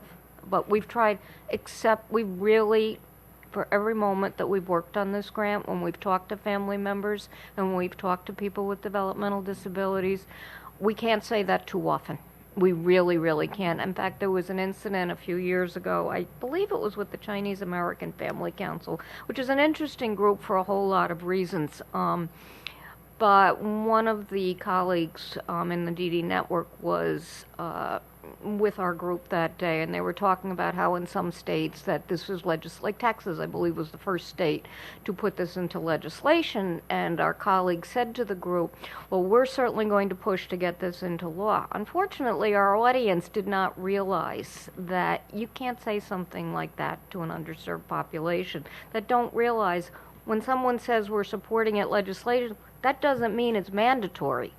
And that's what got lost in that conversation. So one of the staff stepped up quickly and said, that does not mean it will ever be mandatory. That's not the purpose of it at all. So, like I said, it's an option that is fabulous for some. Shamika was here. She'd be able to speak to this on a personal level. But it isn't for everybody, and we've never said it was. So I would just ask again, is the council in support of these recommendations and prioritization? If we could slip the sustainability into the first bullet. The self-direction? Yeah. Okay. And again, sustainability and I think surrogate decision-making, there's a little bit of a difference there because I know from a self-direction standpoint, some of the folks are looking at, well, who does the work that the current family does now? Yes. Not necessarily the decision-making component of what takes place. So I think that's something that we could potentially put into self-direction and looking at how we evolve that. Right. Right. There's a combination, but there's a little bit of a nuance too. Okay. So what is the next step, though? Because I think we've talked about these recommendations. Your slide says 5 years. I kind of remember talking about them and us saying, like, yeah, we think these are a good idea. So what happens from here? Well, and I won't speak for Roger and the commissioner, but I think that, as we've discussed in the past, that the subcommittees make the recommendations, the council decides whether or not it accepts them and would prioritize them, and then we give OPWDD the opportunity to respond and put it in context with their priorities. So my anticipation is that we would be able, assuming with whatever tweaks that are being suggested, and I hear them as tweaks, not as fundamental, rewrites that the council suggests that, and I know there's considerably more backup materials than are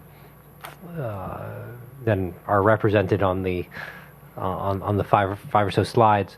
What I would hope we could do at the next quarterly meeting is, talk about what our reactions are. We want to make sure and think about how it is we would think about it starts with what would be required in order to implement those. When you say do X as a new waiver service, I know that would require, at least two things and maybe more. Well, one would be figuring out how much that might cost and what might, that might displace, where that priority would lie as opposed to other, priorities for funding. And then certainly there would be a process by which we would be addressing such a recommendation with CMS. Margaret, you said that your understanding was that a service that would perform some of the family advocacy role at a point where that family advocate was no longer available. Not able to do it. I mean, so some people don't go into self-direction because the family's overwhelmed and they can't handle that. So it would open up self-direction to all of those. So you offered an opinion, and I'm not sure I agree with it. Not to say that I disagree with it, but the number one issue, sustainability amongst all the families who are using, and the Commissioner will hear this from a group of advocates he's meeting with on the 16th on self-direction. It is the number one issue. Parents who've been doing it for quite a long time, or much longer than I have, for example, and that's the number one that they worry about. They know the amount of work involved in recruiting, in hiring, in interviewing, in training, in doing the paperwork, in doing all sorts of issues that the parent takes on that burden. And it's overwhelming when you're fit and healthy and everything is going, but it's a sacrifice parents are willing to make to get out of that cookie cutter model of services that's how we were sold self-direction, because we didn't want to go to a day program or this where you had certain services and we didn't necessarily fit in there. And so these families who've been doing it for all these years and it's working, even though they're overwhelmed, they realize what's going to happen when I'm gone, or if I get very, very sick. Absolutely. Whatever the issue might be. And I think it's something that if it's looked at seriously and with a lot of input from families, it's something that doesn't necessarily have to be something very expensive, and it's something that maybe one house manager could manage several families, help if it was like a full-time position, could take on the responsibility for various families. And they could be a reasonable economic way of looking at it for the future. So let me just say this then. What I was trying to say to Margaret was, I'm not sure what's possible. You started with the premise of things not being possible and therefore not being the. I'm not saying I disagree or agree with you. I just don't know the answer to that.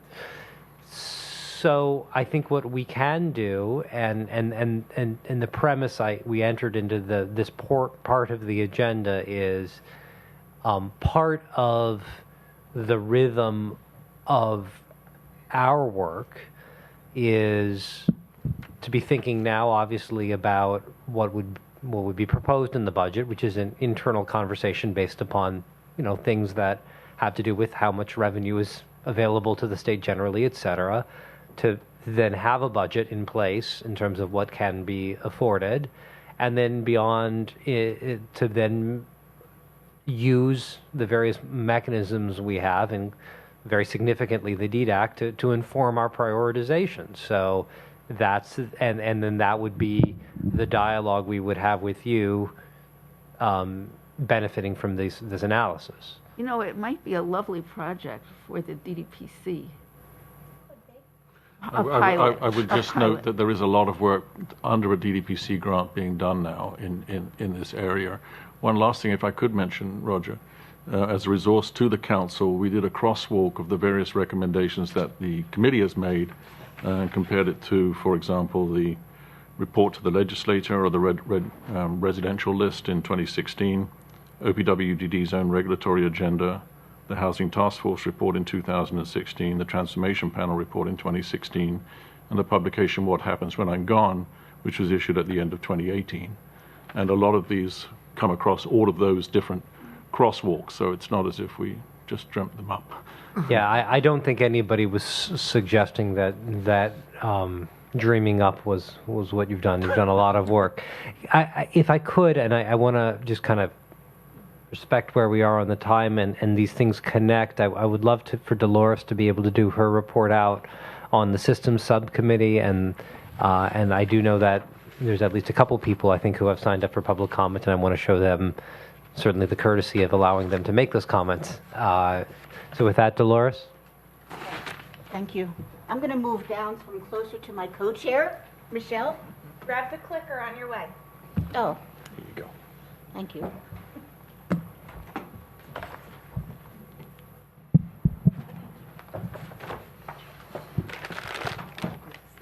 Oh, there is? Oh, God. That's even better. Okay. So, thank you. Let's see. Oh, there we go. So, the scope of our committee.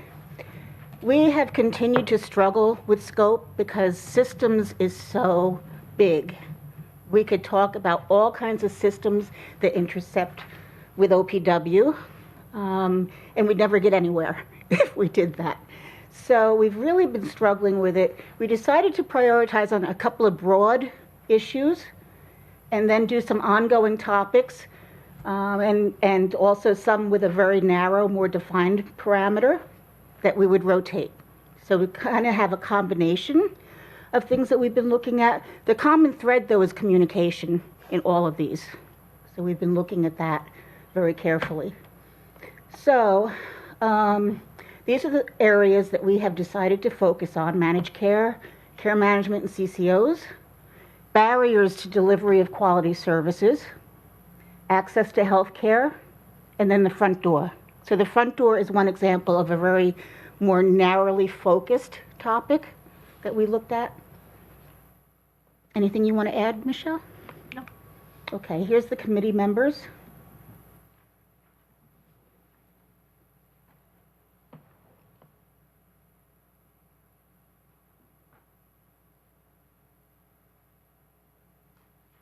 Okay.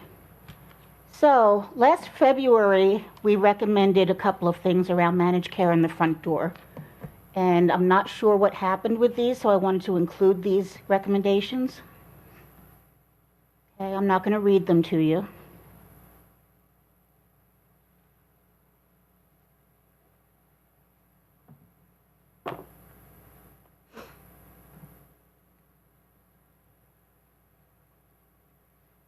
Okay, so the idea was to have a series of public forums, beginning with Managed Care 101, real basics, and then graduated forums with more detail for people. Okay, ongoing regional stakeholder work groups that would learn together, meaning providers and families. Everybody would sort of learn together what's happening in real time, across time. And that the committee would review, discuss, and provide recommendations to OPW on the policy document, which we don't have yet. So that was back in February. We also made some recommendations around care management at that time. And some of these are included in this year's recommendations, were the ones that I'll be going over. So we thought, in terms of care management, it's really important to continue family assistance programs, those are programs that are funded through family support to help families with eligibility. Instead of just handing it all over to CCOs, because the family assistance programs are based in families' communities.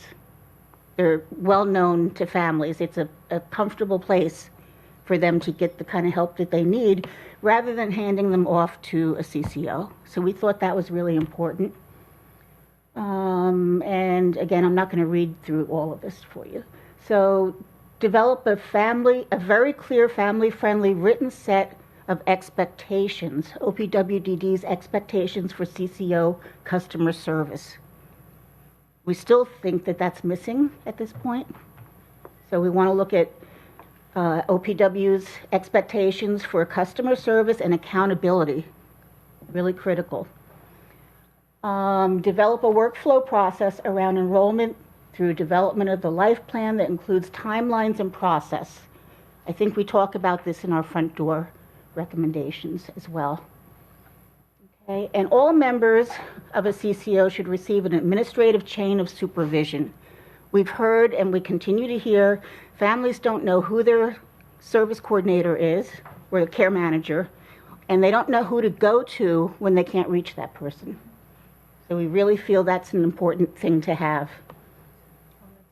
Yes. So just, you know, this is where I think you see that theme of communication, like even when we're talking in managed care, forums, learning together, you know, kind of how do we get families up to speed on what's happening and what's coming.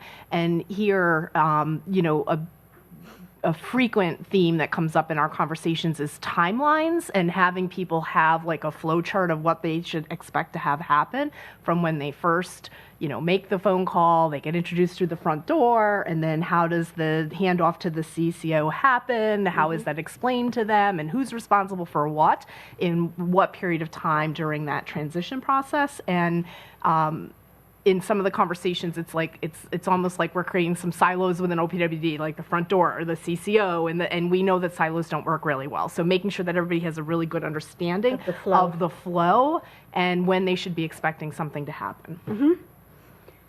So we also made recommendations back in February around the front door process, and I'm not going to go through that because we took a deeper dive into this. And we submitted some recommendations on September 9th of this year.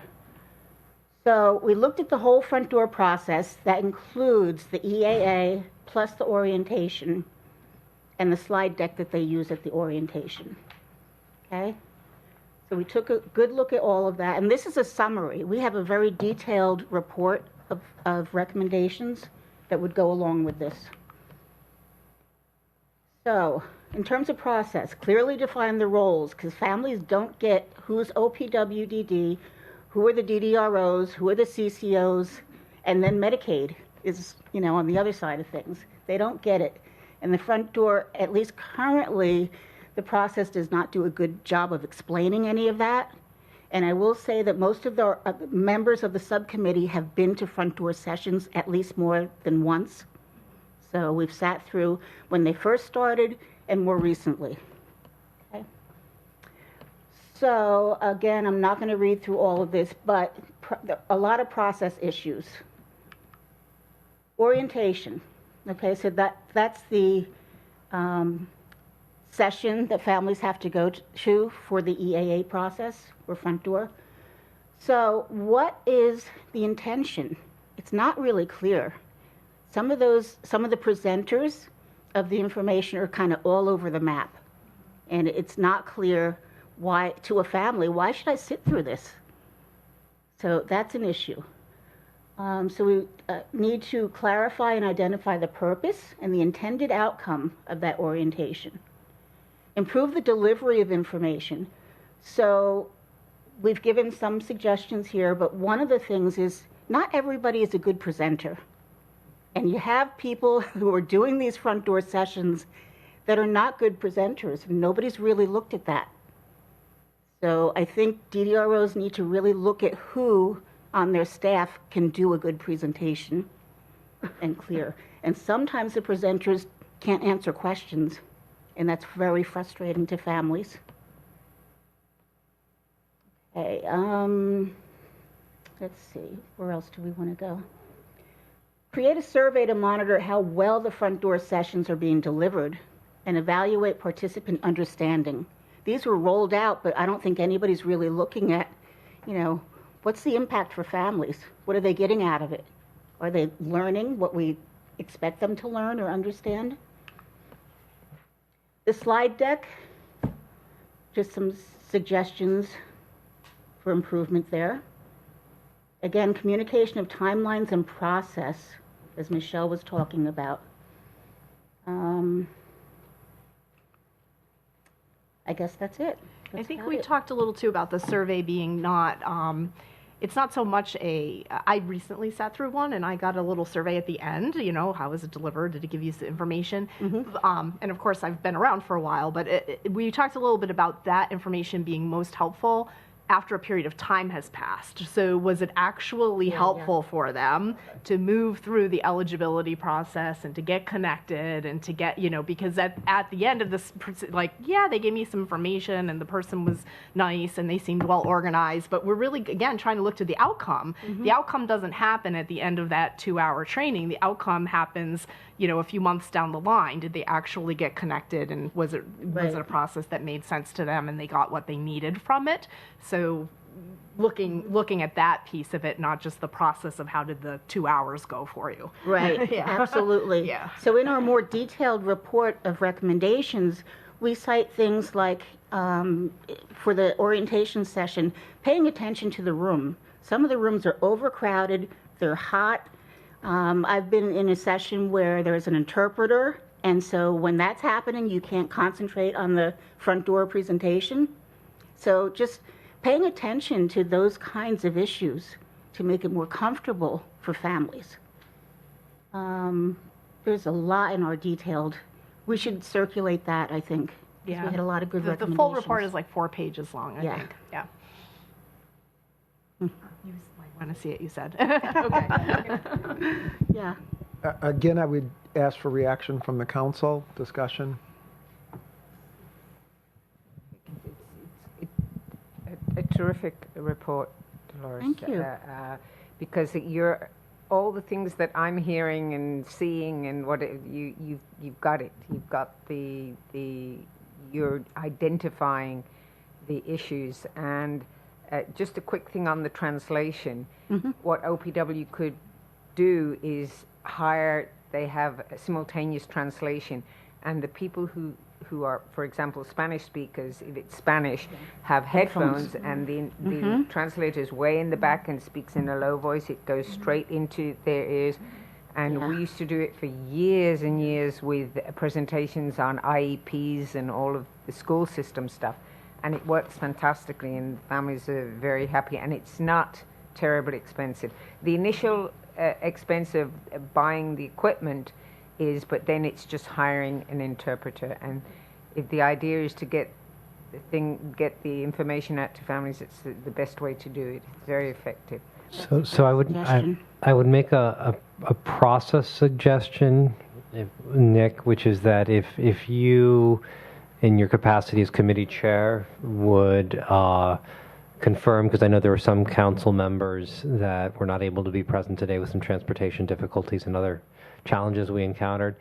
And then with respect to each of the 2 reports, once you've confirmed that, the council as a whole is supportive, which it sounds like they are, but I want to make sure that those who weren't able to attend today, if you could then make sure to transmit it to us in some formal way that we can work out. And then what I think would make the most sense, if folks think it makes sense to you, is we can take that information and give you, in essence, our response at the next council meeting, which is to say, there's a mixture here. There's a mixture of process improvement suggestions, some of which we have Sally, who directs our front door activities, Sally Berry, and Abiba Kinda, who directs our regional offices more generally. And, rather than saying, hey, respond, and some of these things I think are not unfamiliar to us.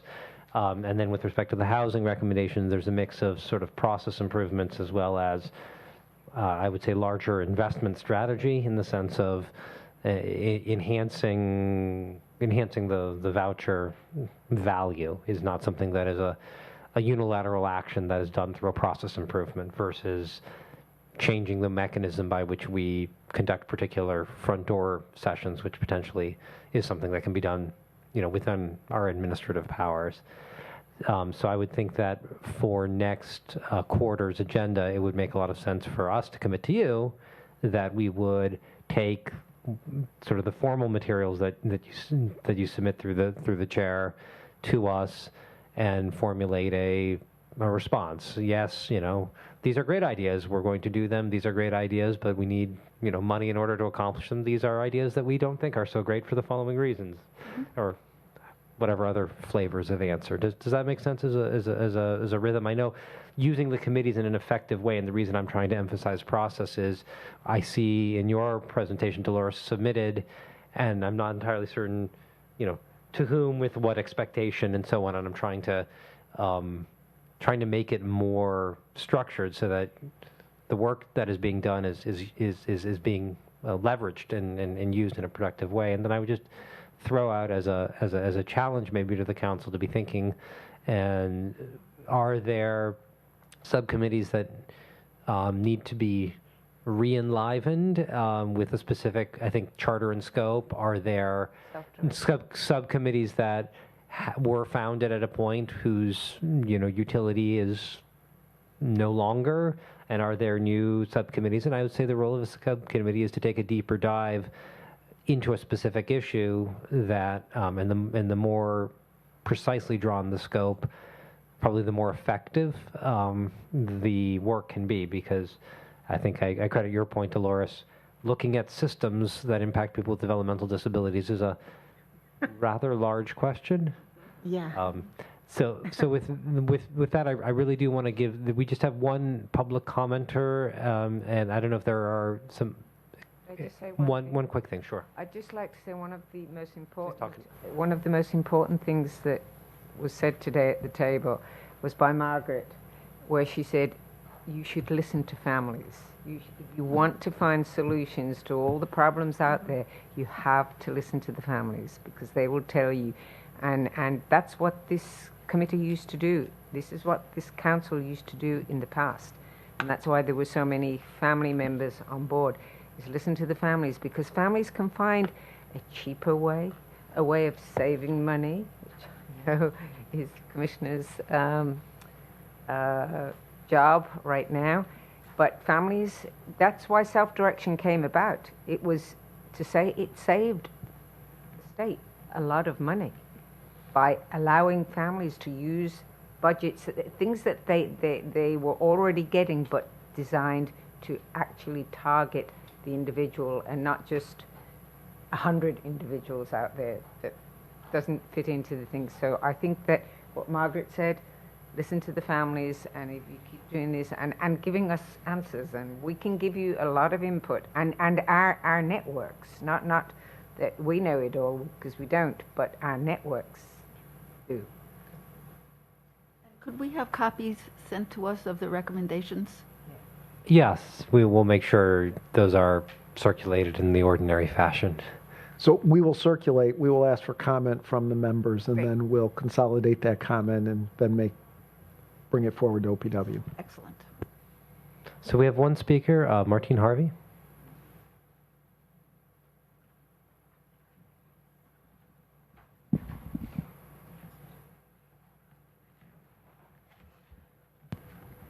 Is this on? You can hear me? Okay. Hi, everyone.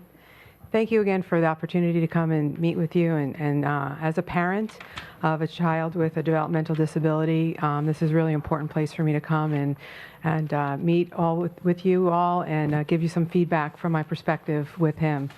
I've spoken a couple times. This is my 7th meeting all in total since I started coming to meetings. I've been to this is my 3rd DDAC. I've been to the JAC, and I did follow up on the recommendation to go to my CCO and meet with them. One of the meetings that I had come to here, I was introduced to my CCO, CEO, and I did meet with them and followed it right through with emails and everything. And what I'm really trying to do for my son is to advocate for him the best way that I can. And we've been in self-direction now for almost 2 years, and it's been a challenge. I hear the ladies to my left say that the parents have a difficult time with that, and we do. And finding staff is definitely the number one issue. And now that we've accomplished that, and I have staff on board, the next issue was getting the staff to be able to getting us to individualize his program to meet his needs and his goals and his desires for a happy life. And it's been a challenge to get them to be able to do the things we want them to do and get paid for it. And one of those things was school, and his self-direction. ComHab workers were not allowed to attend school with him, and he has high-functioning autism and missing a lot of the peripherals, so he needs somebody to go to school with him. So now, over a year, I've been advocating for that, and we finally have somebody that's able to go to school with him, and we've turned his C and an F last semester into an A and a B this semester. And we're really, really happy about that, and he's really, really happy about that, and it's really his first wonderful accomplishment since he's been receiving OPWDD services for 10 years. And we can't be more happy with that end of things. Now the other thing that he would really like to do as a 31-year-old man is have a part-time job. And since he is getting help with through Access VR with school, which right now he's not getting any of that assistance because of the C and the D, the F rather, and prior trending, since we couldn't get staff for him since 2015. He's academically expelled from school and cannot get any assistance from Access VR until his grade point average comes back up. That being said, the assistance that he needs for employment isn't something that Access VR can help with, nor is it something that SEMP can help with. So we're looking to utilize his ComHab staff to help him with work. And we have some ideas for jobs. He has some ideas for jobs. He and I have spoken about places to go for work. He has some work experience, so it's not like he's not done that before. And we know this isn't going to be his job that he's going to retire in, so we're not concerned about that. But he is 31 years old, and he wants to live his life like most 31-year-old people, and I think that anybody that's here today that was working and wanted to continue their education worked and went to school, and he would like to do the same thing. It's also really important for him with the intellectual developmental disability to have a support group that goes beyond his family and OPWDD and into the community. And right now his friends are on an online chat room for 12 years, and he doesn't have enough community right now. And if he had a job and he had a place to go to meet with people, then he would have that community. And if he didn't show up a day for work, somebody might come knocking at the door or make a phone call. He didn't show up today, and he's always on time, and he always shows up, which he does, and he is. So I've gone to my CCO and asked for help, and they've referred me back to you folks, to OPWDD. They cannot help me. They told me that Charles would have to quit school to get a job, or Charles would have to wait until he graduated to get a job, that he couldn't receive any kind of assistance to get a job and to support the employer and the employee if there are any help that the employers need to keep him employed. So we're at a rock in a hard place. So as I listened to Dr. Kasner, when you said that we do our best to address on the individual level, it just resonated with me completely, because with high-functioning autism, a lot of the programs that have been developed that we're utilizing today with OPWDD and many other programs and other agencies were developed many, many years ago, 20, 30 years ago. And before these Asperger's and high-functioning autism was really being diagnosed and being helped through supportive services. So we hope that the decisions are being made on an individual level, and self-direction was where I was told to go to help with this individual level. And what we're finding is that still being confined to the box of old MOUs and old ADMs and old policies that have been written many, many years ago, and some of those purposes don't even exist any longer. The reason why it was written may not exist any longer, and they need to be re-looked at. I've had opportunity to talk with one of the gentlemen here today about it in more detail, and I hear that there might be some movement on that, and I'm very happy to hear that. So in closing, I know that some people had heard this before, but it really resonated, and I've read my son's poem once here before, and I've read it to other people, and he's got a couple of different poems that he's written, and I think that I need to read it today. I'd really like to read it today because there's people here today that weren't here last time, to really give you just a good idea of the effects of the programs and the lack thereof of supports for individuals that OPWDD serves. And my son wrote this 7 years ago, and he gave it to me only about this past summer. I didn't know about it until this past summer. So when he gave it to me and I asked him about it, he said that he felt like this since he's 12, and he finally got it down and was able to write about it when he was 24. The title of his poem is Alone. He says, "My life is crumbling to the floor. I cannot take it anymore. Still no job, no friends. Is this the end? It's way too soon. I'm getting nowhere, yet I'm trying my best. I must be lacking something from all the rest. I make little headway each day, only to have it thrown away. I see my peers enjoying their lives. Why can't it be the same for mine? My life is askew. It looks like I'm already through. Will I die not having lived a life? No kids, no wife? I can only take so much, but I can take no more. I'm only 24, and already my life is crumbling to the floor." So I ask again to please listen to that and understand that some of the people out there really are feeling the negative feelings of the services not being able to be received by them, and then putting some of the services out there and then not making them accessible for them to achieve their best selves. And at the end of the day, OPWDD is helping to help people live richer lives. And that's what I hope that we can do for everybody. And this isn't just for my son, but we both hope that this could help others as well. Thank you.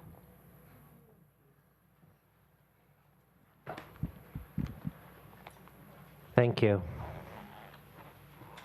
So with that, call to close the meeting of the DDAC.